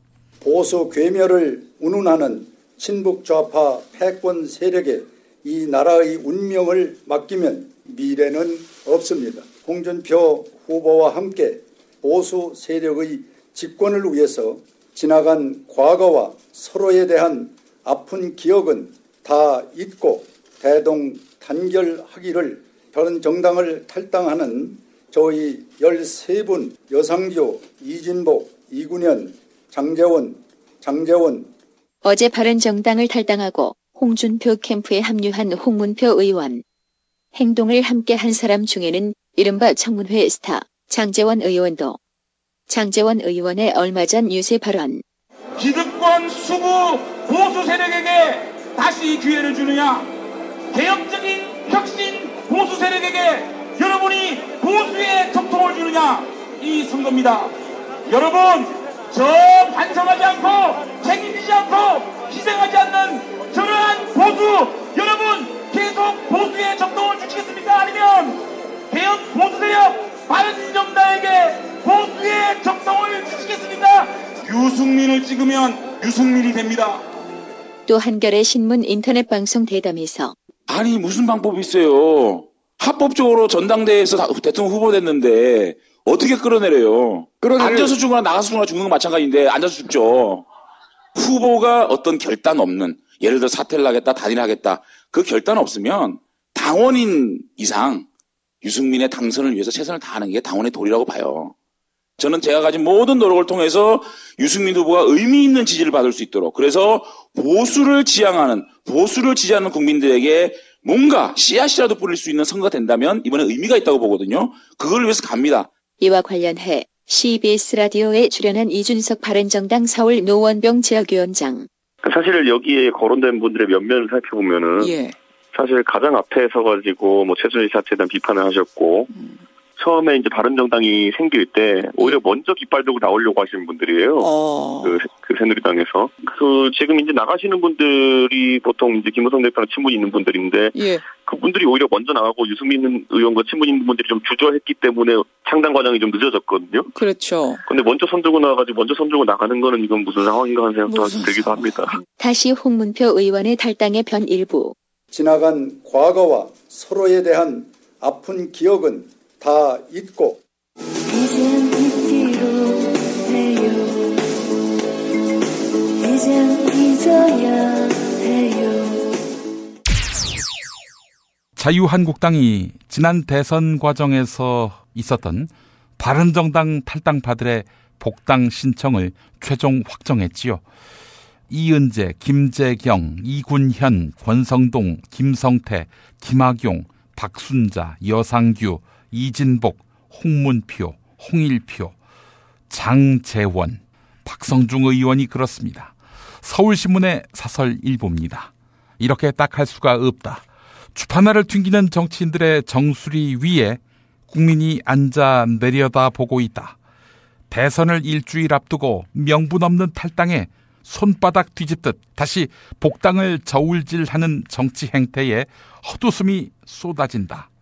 정치가 추구해야 하는 것은 세력이 아니라 가치다. 눈앞의 이익에 유권자를 기만하는 정치는 반드시 여론의 심판을 받는다는 것이다.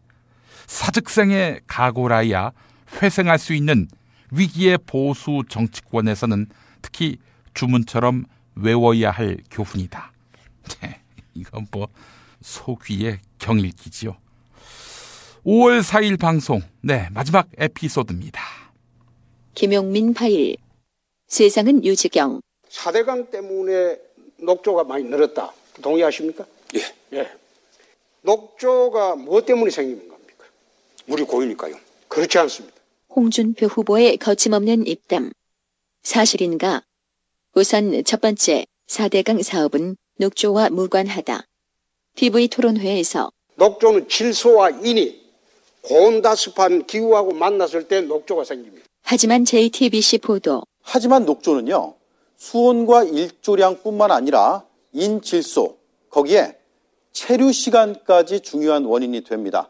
이 중에 어느 하나라도 빠지면 녹조가 생기지 않고, 따라서 질소와 인, 그리고 기후, 이 두 가지가 녹조의 원인이라는 홍 후보의 주장은 과학적 사실이 아닙니다. 두 번째, 에이즈의 최대 원인은 동성애. 역시 TV 토론회에서 동성애 때문에 지금 얼마나 우리 대한민국에 지금 에이즈가 14,000명 이상 에이즈가 지금 창궐 하는 줄 아십니까? 그런데 SBS 보도. 홍준표 후보의 말과는 좀 달랐습니다. 일단 2015년에 신고된 에이즈 통계를 보면 전체가 1,018건이었거든요. 네. 근데 이성 간의 성접촉으로 감염된 경우가 364건, 그리고 동성애 288건이었습니다. 오히려 이성 간의 접촉에서 감염된 게 더 많네요. 네, 그렇습니다. 세 번째, 진주의료원은 강성 귀족노조 때문에 폐쇄? 또한 TV 토론에서 진주의료원도 그래서 폐업해버렸습니까? 일을 안 해서 폐업했죠. 도민의 세금만 축내고 맨날 스트라이크만 하고 일을 안 해서 폐업을 했죠. 정말 그러한가? 한겨레 김의겸 선임기자. 진주의료원은 이미 6년째 임금 동결을 받아들이고 있습니다. 31명의 노조원들이 정리해고 당하는 것도 받아들였습니다. 극강성 귀족노조는 구체적으로 누구를 말하나? 관련한 SBS 보도. 네, 3% 강성 귀족 노조라고 했잖아요. 홍 후보 측의 이 발언의 근거가 뭐냐, 이걸 여러 차례 물어봤습니다. 홍 후보 측이 설명을 하기는 이 연말정산을 받는 전체 근로자가 1,700만 명 정도 되는데 그중에 네. 민주노총 소속이 60만 명 정도 된다. 이게 3% 정도 되니까 그렇게 얘기를 한 거다라고 저희한테 설명을 했습니다. 네. 그러니까 이 강성 귀족 노조라는 거는 민주노총 소속 전체 조합원을 뜻한 셈이 되는 거고요. 근데 이제 사실 민주노총에는 공공운수노조라든가 아니면 비정규 교수노조처럼 귀족 노조라고 보기 어려운 곳도 많은 것이 사실입니다. 심상정 후보 강하게 몰아세우고.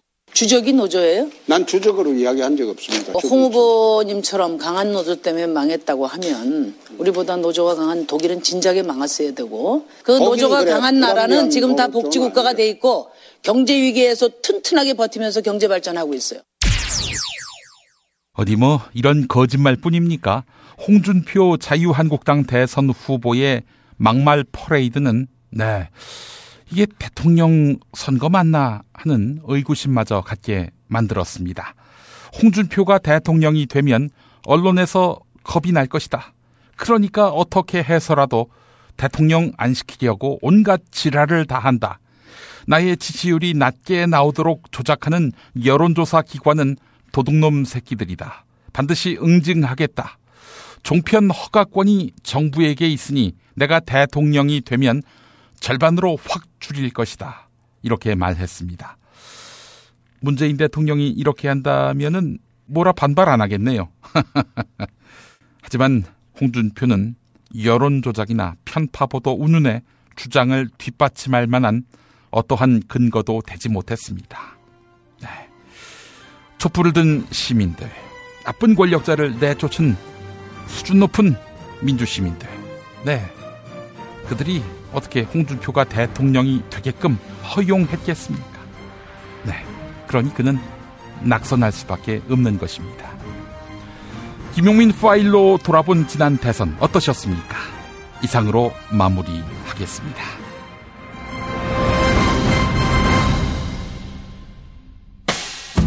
김용민 브리핑과 함께한 시간 어떠셨어요?